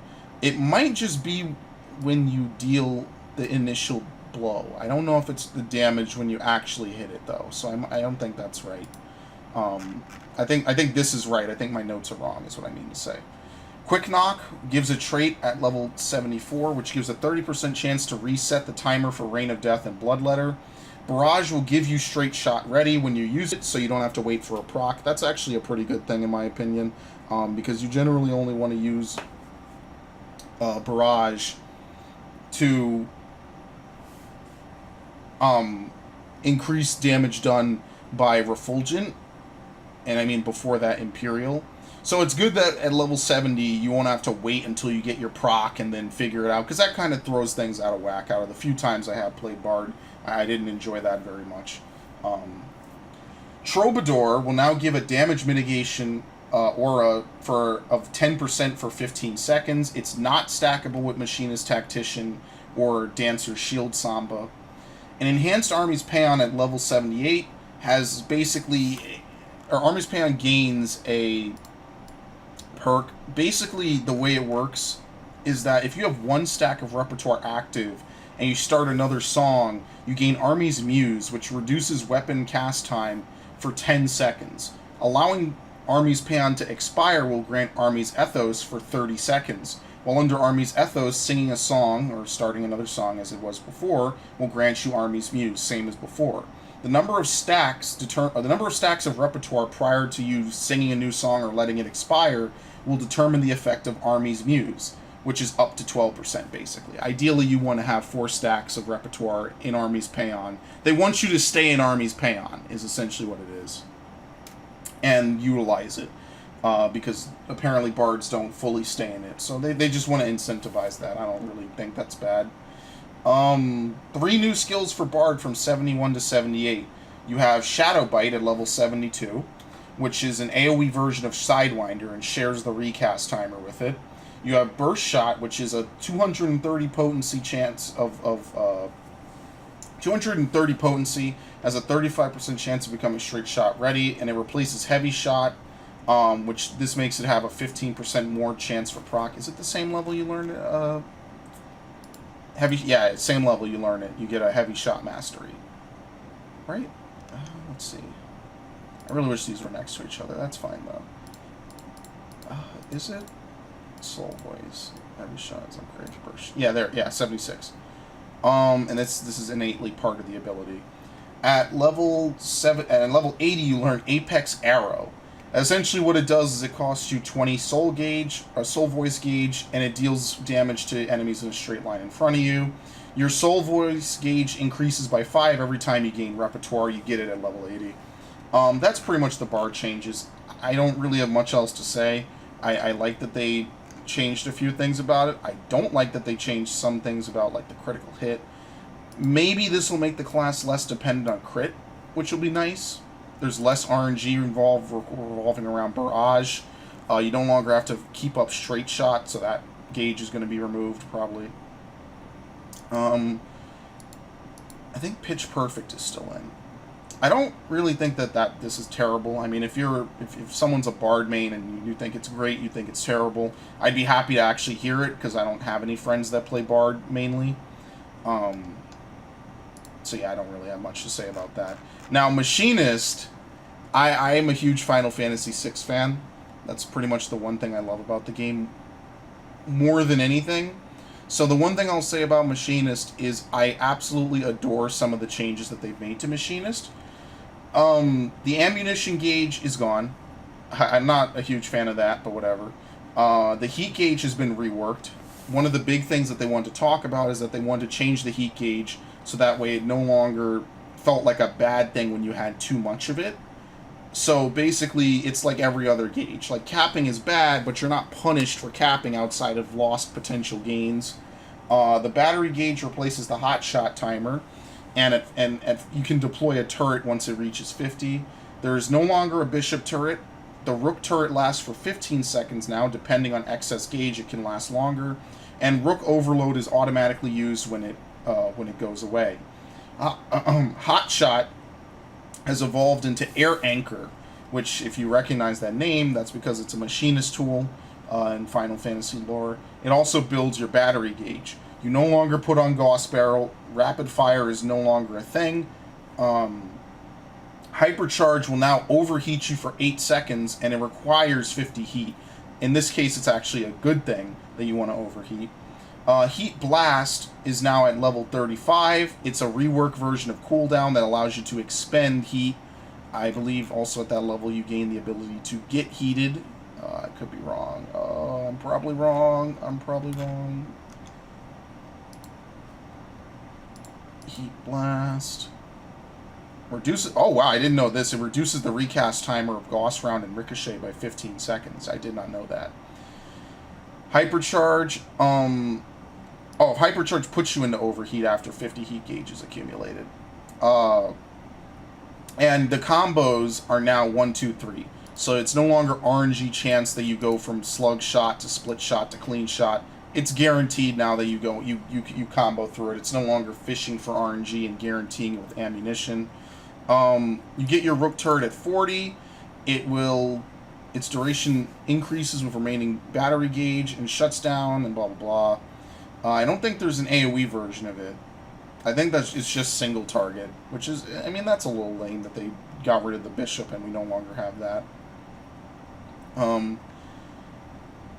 Wildfire has been changed.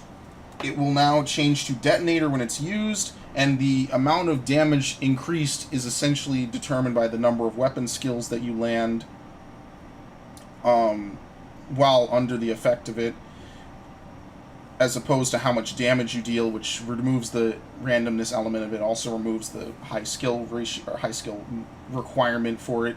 Ricochet has 2 maximum charges. It'll deal 150 for the first enemy. It's on 30-second cooldown, and you get it much sooner. Auto crossbow is the new thing that you do for all enemies in a cone in front of you. Can only be executed when you're overheated, and it has no other recast timer.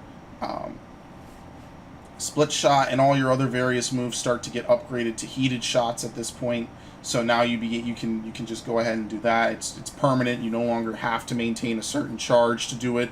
Tactician is pretty much the same thing as Troubadour. Reduces damage taken by self and nearby party members by 10% for 15. Drill deals a single target attack of 400 potency and increases battery gauge and shares a recast timer with Bioblaster.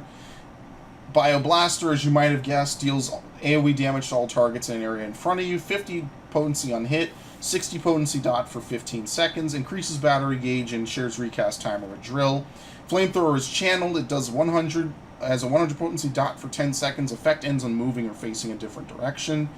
It shares no recast timers. Reload, quick reload, heartbreak, blank, rapid fire, bishop, auto turret, gauss barrel, and dismantle have all been removed. And I think, do we have anything else here? Yeah, Bioblaster, like I said. You get your queen turret. That's what everyone likes. Everyone loves it. And it becomes your new version at this level. You summon it, it shows up. It does pile bunker automatically, either when you command it to, or when it's about to go away. This is the one everyone loves. Hotshot also upgrades to air anchor at 76. That's about it. Oh, and Gauss Round and Gauss and Ricochet have third charges. I think they're separate charges, so I don't think they share the similar cooldown and resource. I don't really want to... There's not much to say about Dancer. Obviously, everything is new here. Basically, Dancer has two dances, Standard Step and Technical Step.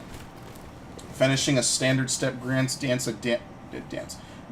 grants a damage dealt up bonus to you. It lasts for 60 seconds, but has a cooldown of 30 seconds for Standard Step. I don't know if this is how it's going to be in the final game. This is another one of those examples of, if it is, the cooldown is literally half of the duration of the buff that it gives you.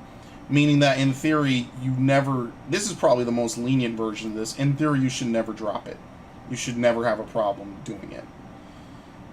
Finishing a technical dance grants damage up to you and your party. Dance steps are shared buttons with normal moves. At level 60, closed position allows you to share your standard step buff with a party member. Curing Waltz is an AoE heal for 200 potency and will also proc for your dance partner. Saber Dance will also be shared and will increase critical and direct hit rate for by 30% for 15 seconds. You get your E-Spirit gauge to spend on Devilment. Feathers are gained from normal combos and then used for Fan Dance 1 and 2. Both of those can proc Fan Dance 3. You can get Flourish to give flourishing procs to all compatible moves. On and Vaunt allows you to dash forward, and you can store up to 3 stacks of it. It's your movement ability. Shield Samba reduces damage taken by yourself and your party.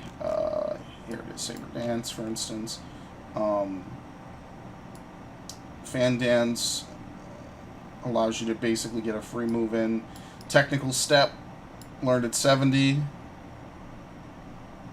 And then obviously Technical Finish allows you to deal a lot of damage based on the number of correct steps. It's kind of like Mudra's is what they've described it as. So there's that at least. Flourish will give you all the effects, like I said. Devilment allows you to spend gauge, and you only I think this is your only gauge dump, as you can see. And then lastly, you get Improvisation, which basically is a heavy not a mitigation. It's a healing recovery move for everyone around you. It also increases how quickly you gain gauge based on the number of party members around you as well. Once every 3 minutes. And then you have your various traits. I don't really have much to talk about Dancer. Like Gunbreaker, we have nothing really to base it off of. It sounds very strong. From the people I've heard that went and tried it, it was pretty strong. Just to even imagine, as you can see here, the buff is 60 seconds. So it's going to be kind of ridiculous. I don't really have much interest in Dancer. I'm not going to lie, even if it is like really, really, really good. Because I'm not a huge fan of it. I don't really care that much. That's just me. Let's move on to casters, because we still have 2 more things to go through. For casters, your roll actions are Addle. They removed Break, like we discussed. They removed Drain, which is okay. I don't really care about that move. They removed Diversion, because they don't want DPS to worry about Enmity. Lucid Dreaming is now on 1 minute cooldown. Swift Cast exists. Mana Shift and Epoch Catastasis are removed. And Erase is removed. Sure Cast has had its cooldown increased by 4 times. Let's start with Summoner. I think this is... I don't know why this is different, actually. Why is Ruin different? I have no clue. But before we actually dive into that, Summoner, like Scholar, has Obey removed, Place and Heal remain as moves. You can no longer assign actions. You command pets with E.G. Assault 1. Apparently people say Eggy. I've heard every different version of it. Sure, we'll say Eggy. I've heard everybody say a different way of saying it. Eggy Assault 1 and Eggy Assault 2, which you'll learn at level 10 and level 40. Contagion, Landslide, Radiant Shield, Shockwave, and Earthen Ward are removed. This mostly is because they changed the Titan pet completely. Slipstream has been added to Garuda as opposed to Shockwave, which is, thank the Lord, that finally happened. And Earthen Armor has been added to Titan. Pets are now also immune to damage, and they want you to swap pets based on your situation. So now summons are off the global cooldown and instant cast for Summoner, and that's partially why they changed the way summons work between Scholar and Summoner, I feel. Also because they just wanted to kind of separate the 2 classes a bit more. So the Titan EG is no longer a pet that's meant to tank. Instead, it just has defensive maneuvers. Garuda is meant to hit multiple enemies. Ifrit is meant for main single target DPS. Titan just gives you defense buffs. Devotion now buffs all damage dealt by party members within 15 yalms for 5% for 15 seconds. The bonuses it gave for healing magic potency and damage reduction have been removed. Rouse and Sustain have been removed. In addition to current Aether Flow, Shadow Flare, and Bane. Let's see. Oh no, I'm sorry. Bane is still here. I don't know why it's marked differently. Aether Trail no longer exists. Dreadworm Trance is no longer linked to Aether Flow. You now carry 2 stacks of Aether Flow instead of 3. You use it for energy Drain and Energy Siphon will give you Aether Flow, while Fester and Pain Flare will spend them. Completing a Dreadworm Trance will let you summon Demi Phoenix at max level. You gain the ability to enter Firebird Trance and then Enkindle and summon Phoenix. Dreadworm will change to Firebird Trance. Enkindle Bahamut will change to Enkindle Phoenix. Levels 72 to 80 revolves around this mechanic. You also gain new moves. Outburst is essentially a reworked version of Tribind that no longer binds the target. And Ruin 3 will change to Fountain of Fire. Outburst will change to Brand of Purgatory. And using Fountain of Fire will give you Burgeoning Frame, which allows you to use Brand of Purgatory. It's an AoE that hits for 300 potency for the first enemy and 50% for all remaining ones. Phoenix gives a lot of stuff. It gives a heal over time for the duration of its summon. It uses Scarlet Flame, much like Wormwave for Demi Bahamut. Tri-Disaster still does Ruination. However, instead of increasing the amount of damage done by percent, it gives potency buffs. Ruins are still the same, but Ruins' effectiveness is determined by how many bios you put, by bio and miasma being on a target. Dreadworm Trance no longer increases magic damage by 10%, nor removes Ruin 3 cast time, but reduces your cast time of all spells by 2.5 seconds. It has a recast time of a minute. Fester is either 200 with 1 dot up or 400 with both. Pain Flare has been nerfed. It's now 140 per target, down from 180. Tribind, yeah, as I said, is already new. It's also buffed by Ruination. Shadow Flare has been removed. Bio 3 and Miasma 3 are now 40 potency. Physic is, for some reason, still on this class. I have no clue why. Probably still scales with mine because they probably didn't change it. All the Aether Dam traits are removed because you no longer level up your Aether Flow. And Enhanced Enkindle reduces Enkindle time to 2 minutes. Level 72 Enhanced Dreadworm Trance grants you 2 units of Dreadworm Aether upon exiting Dreadworm Trance, meaning you can summon Demi Bahamut every minute as opposed to every 2 minutes. And there's a lot of other stuff. Enhanced Eggy Assault, Enhanced Tri-Disaster, Enhanced Bane. Bane will spread Ruination. Ruination will also now last for 30 seconds under the new trait. Enhanced Firebird Trance will let you summon Demibird Phoenix. That's about it I have for Summoner. If we really quickly go over the caster traits for it, as we see here, we have Ruin. Ruin's potency is increased. Same thing. Ruin's potency is increased by up to 100. I think I pretty much went over most of it. Well, we're going to go over Black Mage, because that's really what I've been wanting to get to. Because this is actually my favorite DPS class, looking ahead to Shadowbringers. It's the one I'm most interested in playing.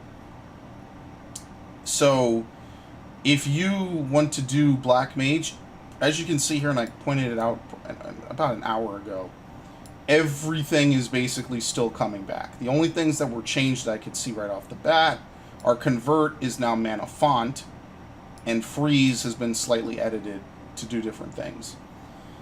I think they did Black Mage last? No, they did it first. Okay. Astral Fire and Umbral Ice will now last for 15 seconds, up from 13. The recast for Transpose is now 5 seconds. Convert is now Mana Font and no longer costs HP to use. Freeze is no longer ground targeted and it now just deals damage to target and any nearby targets. Grants you Umbral Ice and grants an Umbral Heart as well if you're under Enochian. Flare, that's actually, to talk about that for a minute, that's actually really good because it means that when you're fighting multiple big pulls, you can actually use Freeze as maybe a slightly slower way to build up your hearts, but it will at least allow you to gain a little bit extra potency than having to do Blizzard 4 on just a random enemy for any reason, really. And that's pretty good, because it means that you're not single target during your ice phase. You would actually are gaining something from doing it. So that's pretty good. I actually have no problem with that. I think that turns it from being a worthless move to a good move. Now, we want to talk about worthless moves. Let's see here. Where is it? Sleep. Why is this still around? This doesn't work, like, after a certain point. I don't know why Sleep still exists.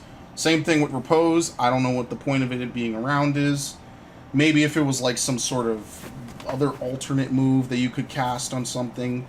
I don't know, to maybe increase vulnerability or something. Make it, like, a cooldown.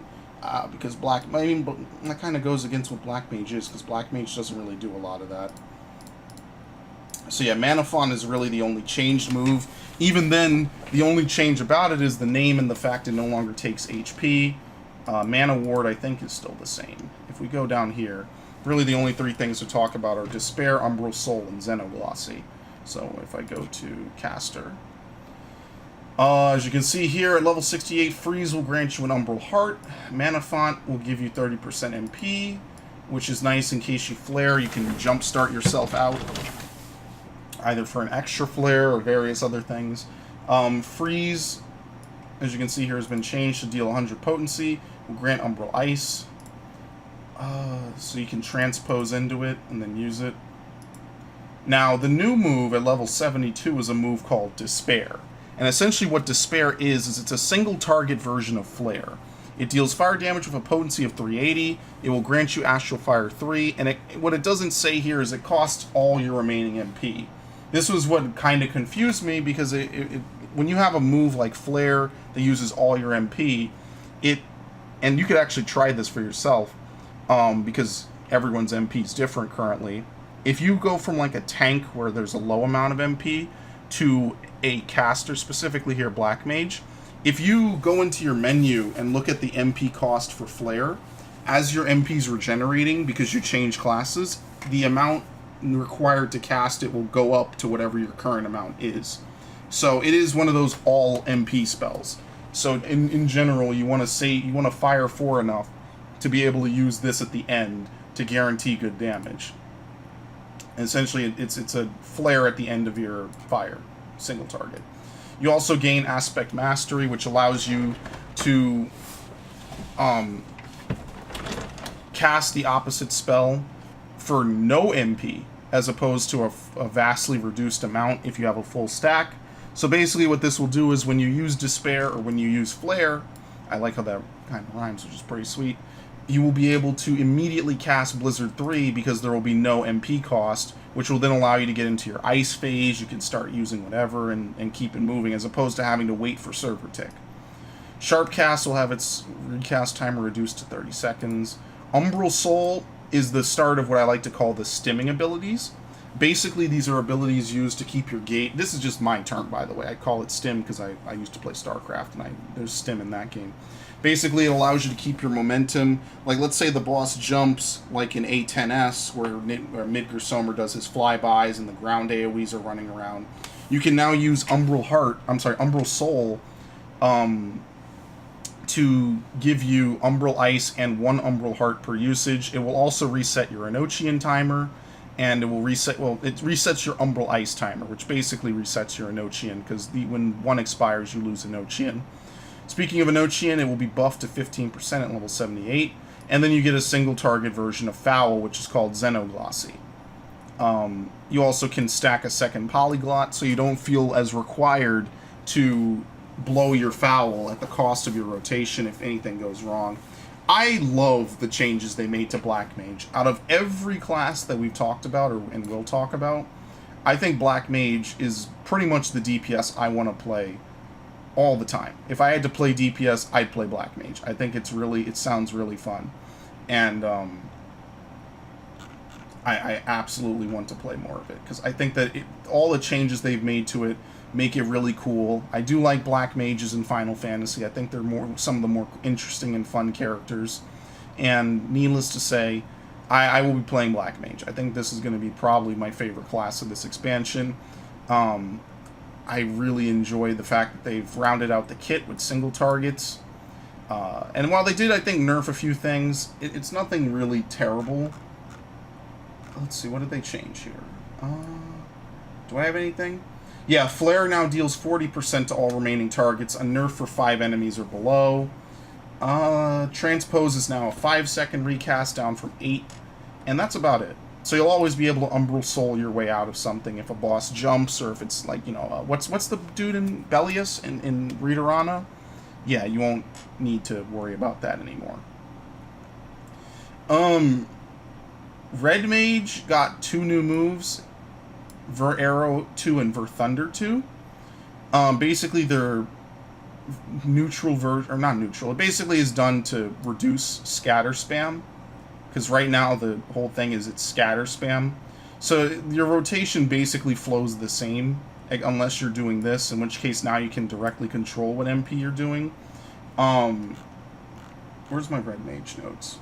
Scatter got a 20 potency buff. No longer gives enhanced scatter, and the cast time is now way longer.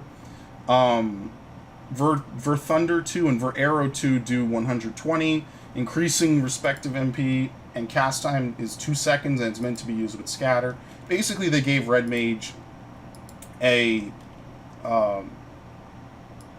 alternative to spamming scatter, which is the one thing that's kind of weak about the class. It felt like it was only really designed for single target. We're also getting Impact, which is meant to be used for multi-target, which is good. Scatter upgrades to Impact. So Impact will still be around, just different. So we'll get to see the Rose a million times, which is pretty cool. Engagement is now a neutral version of Displacement. Displacement will have its potency increased to 200, but if it's not safe for you to jump backwards, you can use Engagement at the cost of 50 potency. This is not bad. I don't mind this. I think this is fine. And they share a recast timer. Enhanced Manification turns Manification into a buff. It also shortens the recast timer by, I think, 10 seconds currently. And it gives you a bonus to 5% magic damage. So it's obviously meant to be used and then immediately go into your melee combo. And then from there, Embolden will take over. It gives you a little bit extra stuff, which is nice. And this doesn't scale down. Reprise is a ranged, well, okay, it's technically not a ranged move. The normal version of Reprise can only be used at 3 yards. But if you have at least 10 mana or more, you're able to use Enchanted Reprise, which can be used at 25 yalms, 300 potency, cost 10 and 10. And weapon skill. Lowers your potency. Cool. Scorch is your new version of Jolt 2. When you finish a combo, takes you right back in. It's basically an extra finisher. If we actually look at casters, as you can see here, pretty much most things are the same. Learn for Thunder, for Arrow. Tether's gone. Thank the Lord. I don't care about it. I hate it. I also like that we no longer have to play this mini game of Jolt 2 and Impact. I kind of hated that. Verraise is still in. What does this say? Impact no longer procs. Now an AoE attack. Cast time doubled. Red mana change. Okay, cool. Verflare. Yeah. Oh, Verholy and Verflare are no longer separate buttons. They now change based off of Ver-Arrow or Ver-Thunder. I actually didn't know that. That's pretty cool. So Red Mage's hotbar is going to be pretty loose because a lot of things upgrade. Like Scatter's going to upgrade. Damage now reduced by 50%. More than that. Red mana cost now reduced to 20 for Molinet as well. Okay. That's actually not bad. That they've kind of reduced a lot of the bloat. Even though Red Mage didn't really have a lot of bloat, I guess. But that's actually not bad. I actually don't mind some of the changes to the mages over here. I think that the mages kind of got away with a lot compared to some of the other ones. Okay. Where are my notes for Melee? Here we go. I think this is it, right? Yeah. So Melee probably benefit the most from TP being gone besides tanks. First off, let's start with the usual. For roll actions, they still have seconds arm. They still have arm's length. Learned a little later. Still have second wind. Still have leg sweep. Diversion gone, of course, because enmity is a joke now. Invigorate is gone because no more TP, and same thing with Goad. Crutch is gone because it was never useful. I never even have seen it used successfully. And Feint and True North still exist. Okay. True North actually now gets charges, by the way. It gets up to 2 charges every 45 seconds. So that's pretty good. It lets you pick when you want to use it. So for Dragoon, let me start with Dragoon. We'll go to left to right, like usual. Dragoon gets True Thrust, Vorpal Thrust, Impulse Drive, and Heavy Thrust have been removed.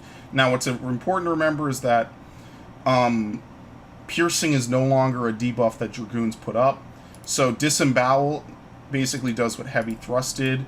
Disembowel now also combos off of True Thrust as opposed to Impulse Drive. Life Surge has been changed into Blood for Blood, which is now called Lance Charge. It guarantees that your next full thrust crits, and it also increases damage done. Otherwise, it seems like you still kind of learn everything roughly the same. You learn Jump, you learn Elusive Jump, you learn Doom Spike. Disembowel is learned sooner, so you have your A full combo, I guess, right? Yeah, by 26. It's kind of like a tank almost. You get your full combo at 26. Doom Spike. Spine Shatter no longer stuns. It also no longer gives a charge of Mirage Dive. The only thing that gives Mirage Dive now is Jump, which has been greatly enhanced and sped up. Chaos Thrust same. Dragonfire Dive same. Battle Litany has been nerfed. Blood of the Dragon still exists. Blood of the Dragon, when traded at level 78, gives you 30 seconds guaranteed. It doesn't give you 20 anymore. You have your Fang and Wheeling, Garrus-Skogul, Sonic Thrust, the usual, the same stuff, basically. Now, the new moves start with Coerth and Torment, which is the third AoE skill that you get, comboing off of Sonic Thrust. It extends Blood of the Dragon by 10 seconds to up to a maximum of 30 seconds. Now, if you're familiar with Dragoon, you know that Sonic Thrust still does this, so you gain 20 seconds of Blood of the Dragon just from using your AoE combo. That's going to be very helpful in case of downtime or anything like that.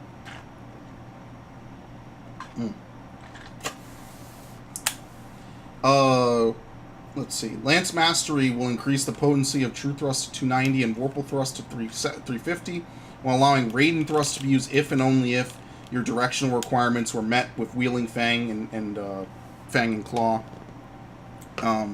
Raiden Thrust also replaces, I believe, True Thrust when it does that. It's kind of like a proc.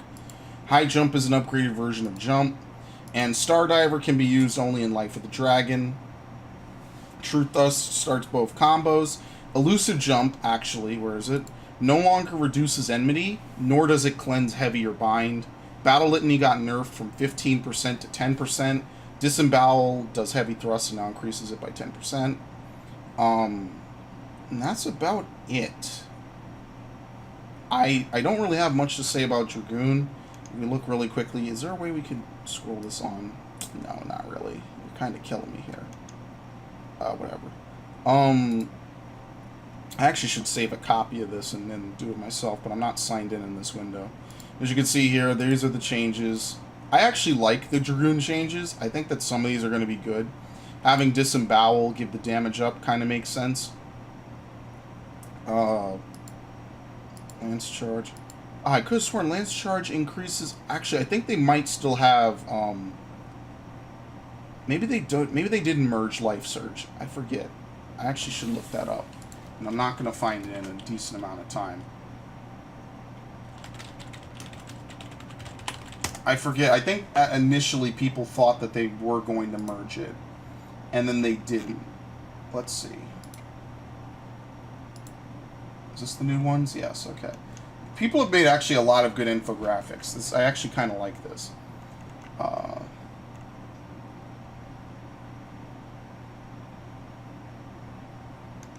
Let's see. Coerth and Torment. Yeah, Life Surge still exists. I apologize for that. It ensures critical damage for the first weapon skill used while Life Surge is active. And it will also heal you a little bit. Blood of the Dragon not Blood of the Dragon. Blood for Blood has basically been name changed to Lance Charge. And it just gives a flat bonus damage of 15%. As opposed to what it used to do, which was you would take additional damage. Now, Battle Litany has been nerfed from 15% to 10%, but its length still remains the same. Okay, my bad. I'm glad I clarified that, because I think I remember hearing that. So let me... I think I put this on my notes somewhere. I need to change that, and I'm not going to find it right now. Anyway, I like the change that they made to Dragoon. I think it's pretty good. Now Monk... Let's look at the spread first. Monk lost a fair amount of skills. All the elemental tackle stuff is gone. They completely got rid of that. That was essentially just something for padding for Stormbringers. Just Shadowbringers. Stormblood, I'm sorry. Purification's gone. One Elm Punch and Howling Fist are gone. Steel Peak is gone. Internal Release is gone.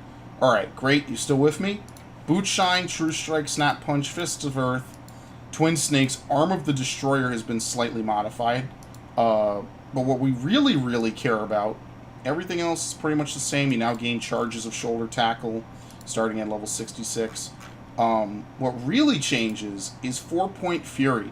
And if you're not... This is a new move. It's the AoE version in Raptor form of Arm of the Destroyer and Rockbreaker. So... In general, what we had before is that you would just use Arm of the Destroyer, whichever single target you wanted to, between True Strike and Twin Snakes, and then you would use Rockbreaker. And remember, this is a very TP-intensive rotation, meaning you can't do it for very long. Now that TP is gone, you can just basically rotate this the whole time. Now, what I'm interested to know is if 4-Point Fury extends the duration of Twin Snakes. Well, let's see. Yes, it extends it to a maximum of 15 seconds. So, essentially, you can never drop it as long as you can maintain uptime. Arm of the Destroyer no longer silences. Dragon Kick now grants Leaden Fist, which increases the damage your next Boot Shine does. So they kind of found a way to remove the blunt requirement and give you a buff that incentivizes you to want to use Boot Shine, as if there wasn't already enough, while also wanting to alternate between these two, as you can see. So the goal is to still alternate between them. Tackle Mastery, like I said before, allows you to accumulate 2 charges. Fists of Fire improves it to 10%, which is our first major thing in Shadowbringers. Enlightenment is essentially an AoE version of the Forbidden Chakra. Deep Meditation increases the chances even further you open a chakra upon dealing critical damage with a weapon skill. Riddle of Wind allows you to stack a 4th Grease Lightning while under the effects of Fists of Wind. A Knotman allows you to halt Grease Lightning in your present form. So, like, let's say you're running between mobs in a dungeon or the boss jumps. It will also gradually increase the amount of Grease Lightnings that you have until you reach your cap, and it will last for 30 seconds until you presumably hit something again and start the timer. Additionally, it's on the 60-second timer, so that's actually pretty good. Six-Sided Star is the one move I'm not really too sure of how it works. It deals damage of a potency of 400, and it extends Grease Lightning duration to maximum. Now, at that point, the 5-second recast timer will be applied to every other weapon skill that you have. So it's possible that this maybe you want to do it and then combo it into a Knotman, like if the boss is about to jump. But I figured that's what Tornado Kick is for. I'm not really sure how this move is meant to be used. And that's partially because I don't really play Monk at a serious level, and I really don't even play it that well to begin with. So I have no clue what this really does. So I can't really speak too much about it. I imagine you use it at a point where you absolutely either need to extend Grease Lightning, so like there's not enough time for you to get through your combo to do it. But then shouldn't you, in theory, you should be able to form shift. It's really kind of weird. But it could be it's basically probably used to absolutely save your Grease Lightning, and then you just have to deal with the 5-second recast, or maybe the boss jumps and you can halt it. Maybe, I don't know. I have to see how that's going to be used. Now, Ninja, if we go back really quickly, got a lot of changes.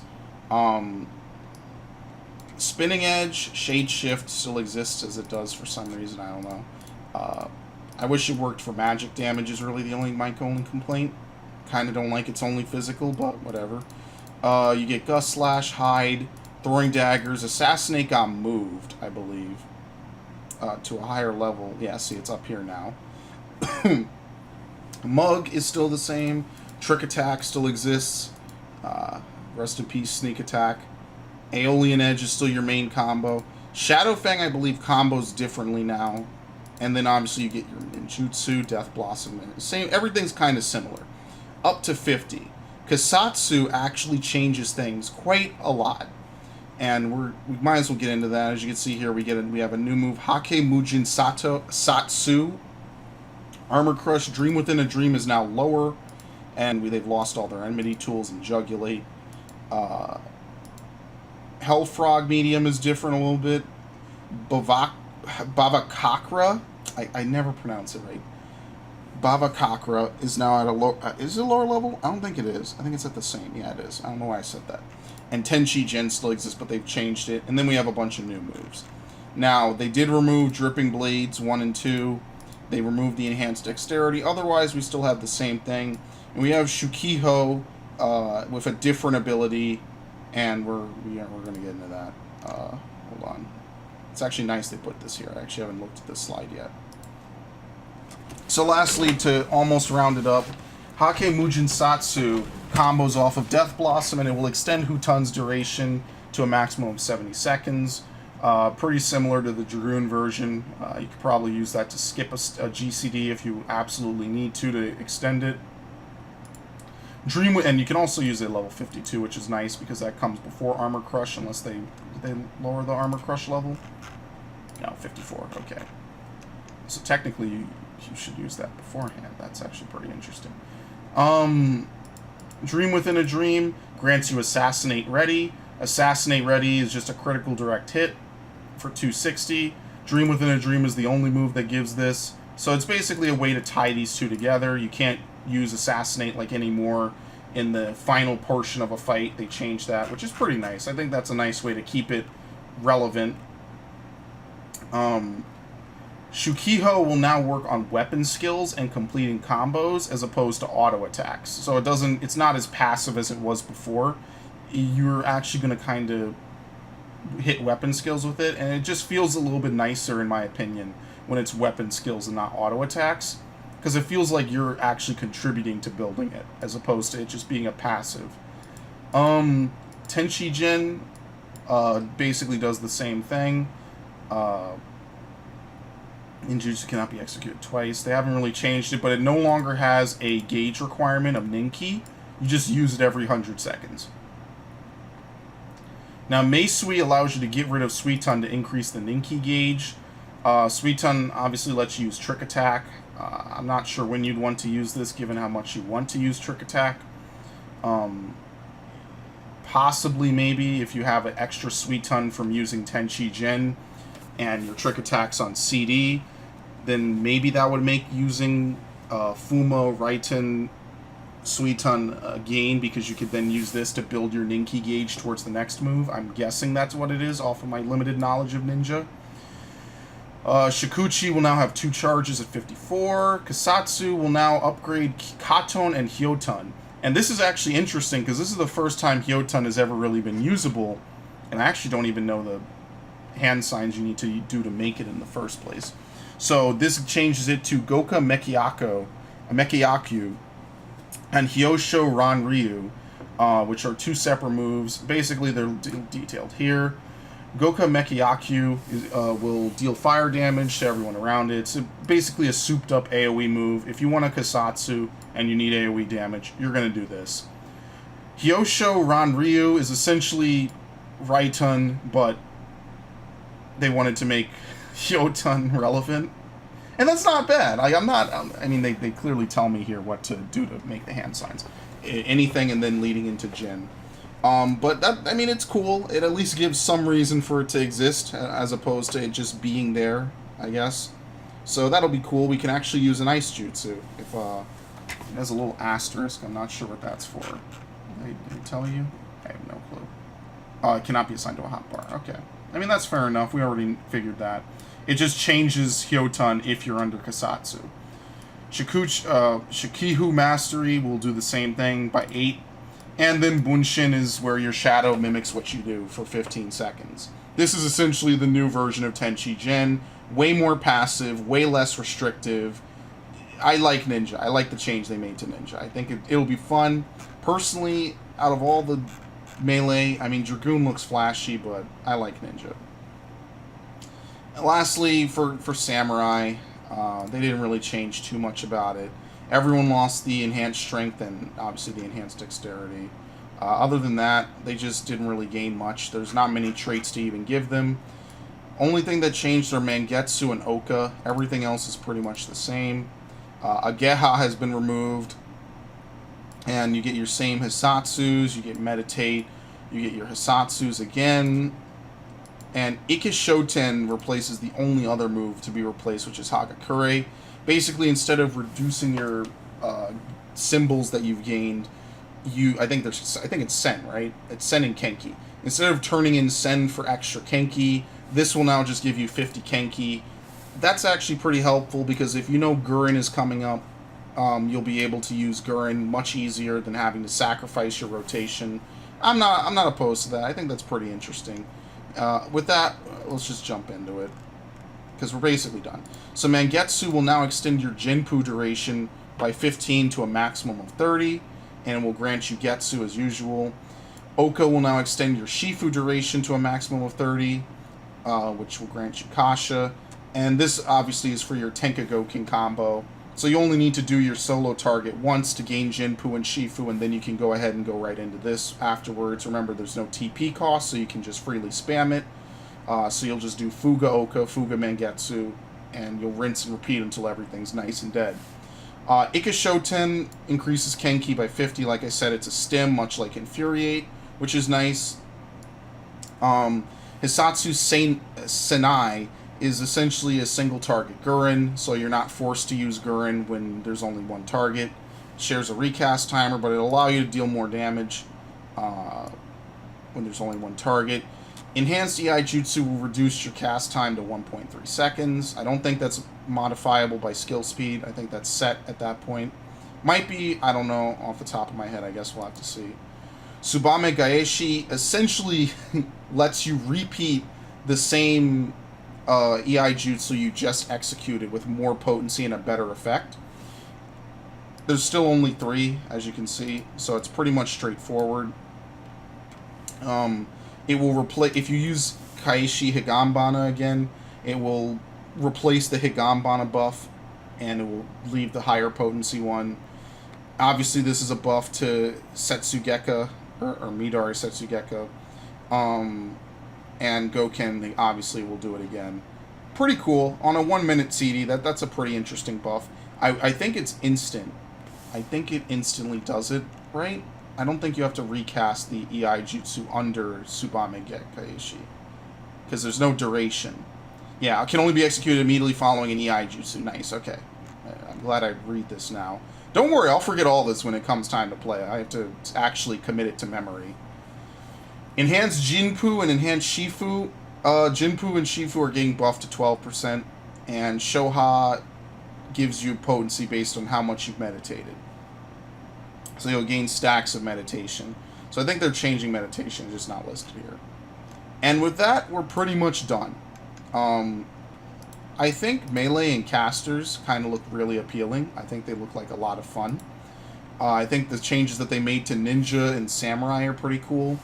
Monk and dragoon obviously don't look shabby. What the hell is this? Okay.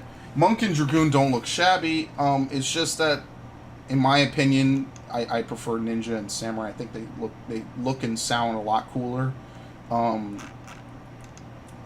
probably not going to be a huge fan of monk. I'll have to see. Dragoon is an obvious shoe-in because everyone loves dragoons. But I really want to play Black Mage. I think the one DPS class that won me over is Black Mage. And I'm going to probably have casters be my secondary for as long as I play this game. Machinist, I do want to play. I think that the references to Final Fantasy VI are really cool. I like that. I don't care much for Bard. I get everything to 80, but that's probably just how I do it. I don't care. I don't want to play a healer for this expansion. I want to stay as far away from it as possible. I think that all the healers kind of look not fun.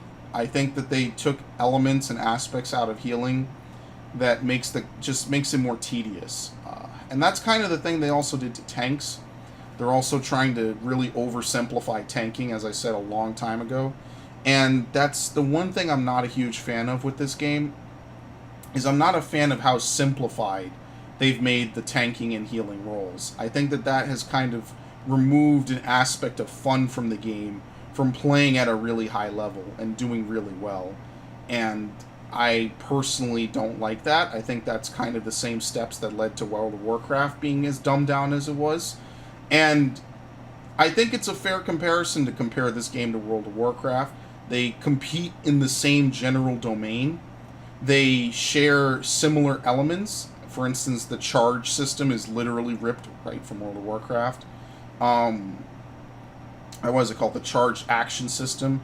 And to be fair, for the longest, they have essentially tried to steal some things from WoW that made WoW interesting and fun. And such things like Eureka comes to mind. I think that Eureka itself is probably one of the biggest wastes of time on this game.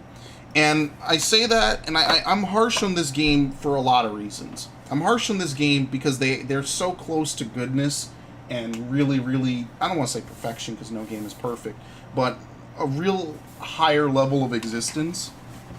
And I feel like routinely they find ways to do band-aid fixes. They find ways to put stuff in that is really uninspired, easily forgettable, easily skippable. And I said that about Blue Mage. And, we're 5 months into Blue Mage? Almost. We're like 4.5 months into Blue Mage. Blue Mage is already forgotten about. They do still post the Mask Carnival Reddit guides, I believe. But it's essentially dead content because you can't really play it. There's not nearly as many Blue Mage farming parties up. I actually haven't seen one in at least 2 weeks. Obviously, I'm not sitting on the Party Finder all day, but there was a time when it was at least a couple of them up at any given moment. Blue Mage was structured pretty poorly, and I stand by that. I think that Blue Mage was a waste. They know that people wanted it as a real class, and they turned it into some really shitty minigame that didn't really have any longevity to it.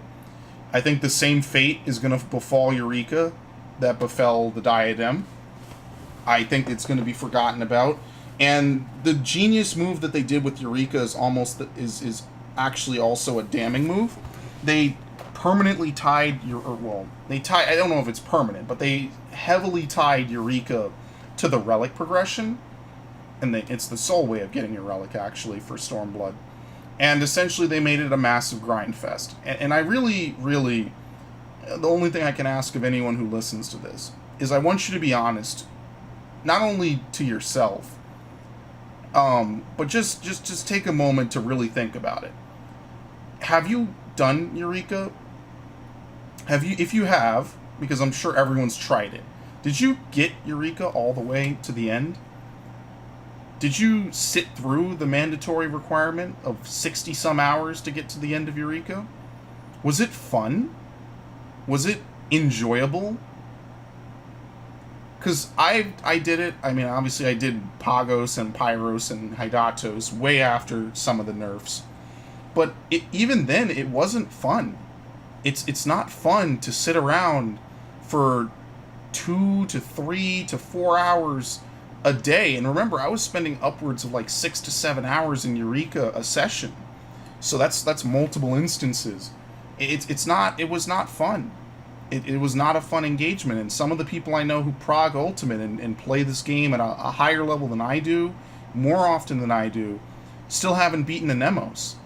Because it's not fun. They didn't do Blue Mage and they did not do Eureka. And I need the listener, I need you to be honest with yourself. Does Eureka and anything about Eureka sound like fun? And I feel though most people will say no. I feel you either haven't done it, or if you have, you probably didn't enjoy what Eureka became. So they're fallible, but they're close to greatness. And I don't. The only reason I get as annoyed as I do with this game is because I know that they are close to the greatness that they are always setting out to do. But dumbing down classes, finding shortcuts and ways around it. I mean, this expansion looks real fun for healers. I don't think it looks very fun, real fun for DPS. I don't think it looks very fun for healers or tanks.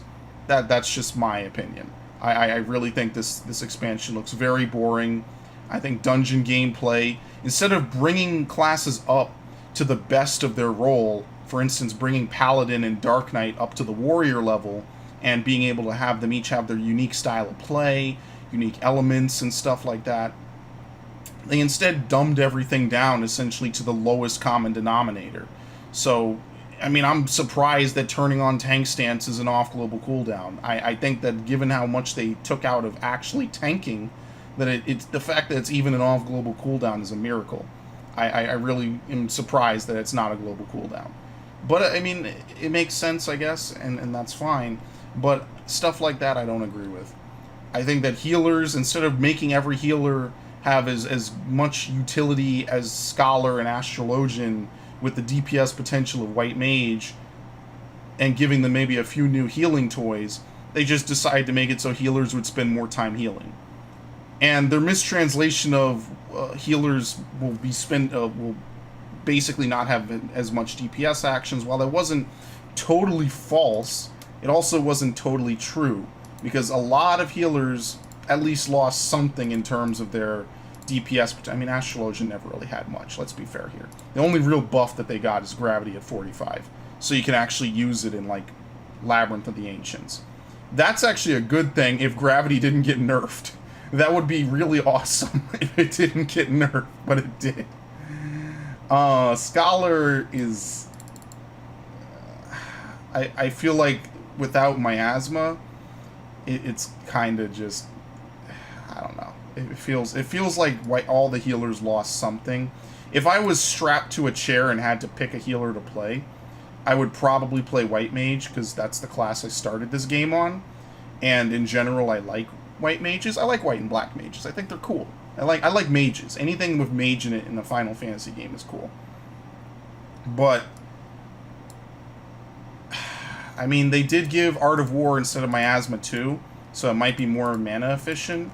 But a large part of playing some of these classes was weaving your DPS with your healing. And obviously they want a way less of an emphasis on DPSing as a healer, which is just It lowers carry potential a bit if you have DPS that don't do as much DPS as you'd like or as, you know, should be expected. But I feel like if you're a DPS, this expansion is going to be really, really fun. If you're not a DPS, pray for 6.0, I guess, because you know there's not going to be any sweeping changes. So that's about it for my ShadowBringers preliminary retrospective. Preliminary retrospective on something that hasn't come out. Yeah, that doesn't make much sense either. The NDA information review, I guess I should say. I think that while the tanks themselves have slightly better kits, they have homogenized the tank roll down to essentially nothing, to a near brain dead level, at least for dungeon play, instead of bringing everything up. And I think that's the biggest problem, is that we don't bring things up to a common level. We just sort of dumb things down to, I guess, a common level. And classes losing generally what their feel is. I think the only class that retains some feel of what it was is Paladin, because you kind of get the shield, you get the Sheltron, you feel like you're doing something. I mean, I guess you could make the argument for Dark Knight with Flood of Darkness being similar to Cecil's ability in Final Fantasy IV. So that, I mean, there's something to be said for that. But otherwise, I mean, these classes will at least be, if I had to say something good, they will at least be fun to play below level 50. Once you get to 30, I think they'll be fun, because you can actually do stuff at level 30. But other than that, I mean, it's nice that Paladin has, I mean, the buff to Paladin also is that they're no longer forced to use their aggro combo, but then you remember that every combo is now an aggro combo. So what did they really gain anything? I don't know. I don't think so. I think that's something that remains to be seen. But I've talked enough. It's been about 2 hours. I will be doing a full playthrough of ShadowBringers, assuming that the launch week is not a complete clusterfuck like Stormblood. My goal is to level up all the tanks and then move on to casters. And then I guess after that, I don't know. Maybe I'll do healers before casters, something like that. But yeah,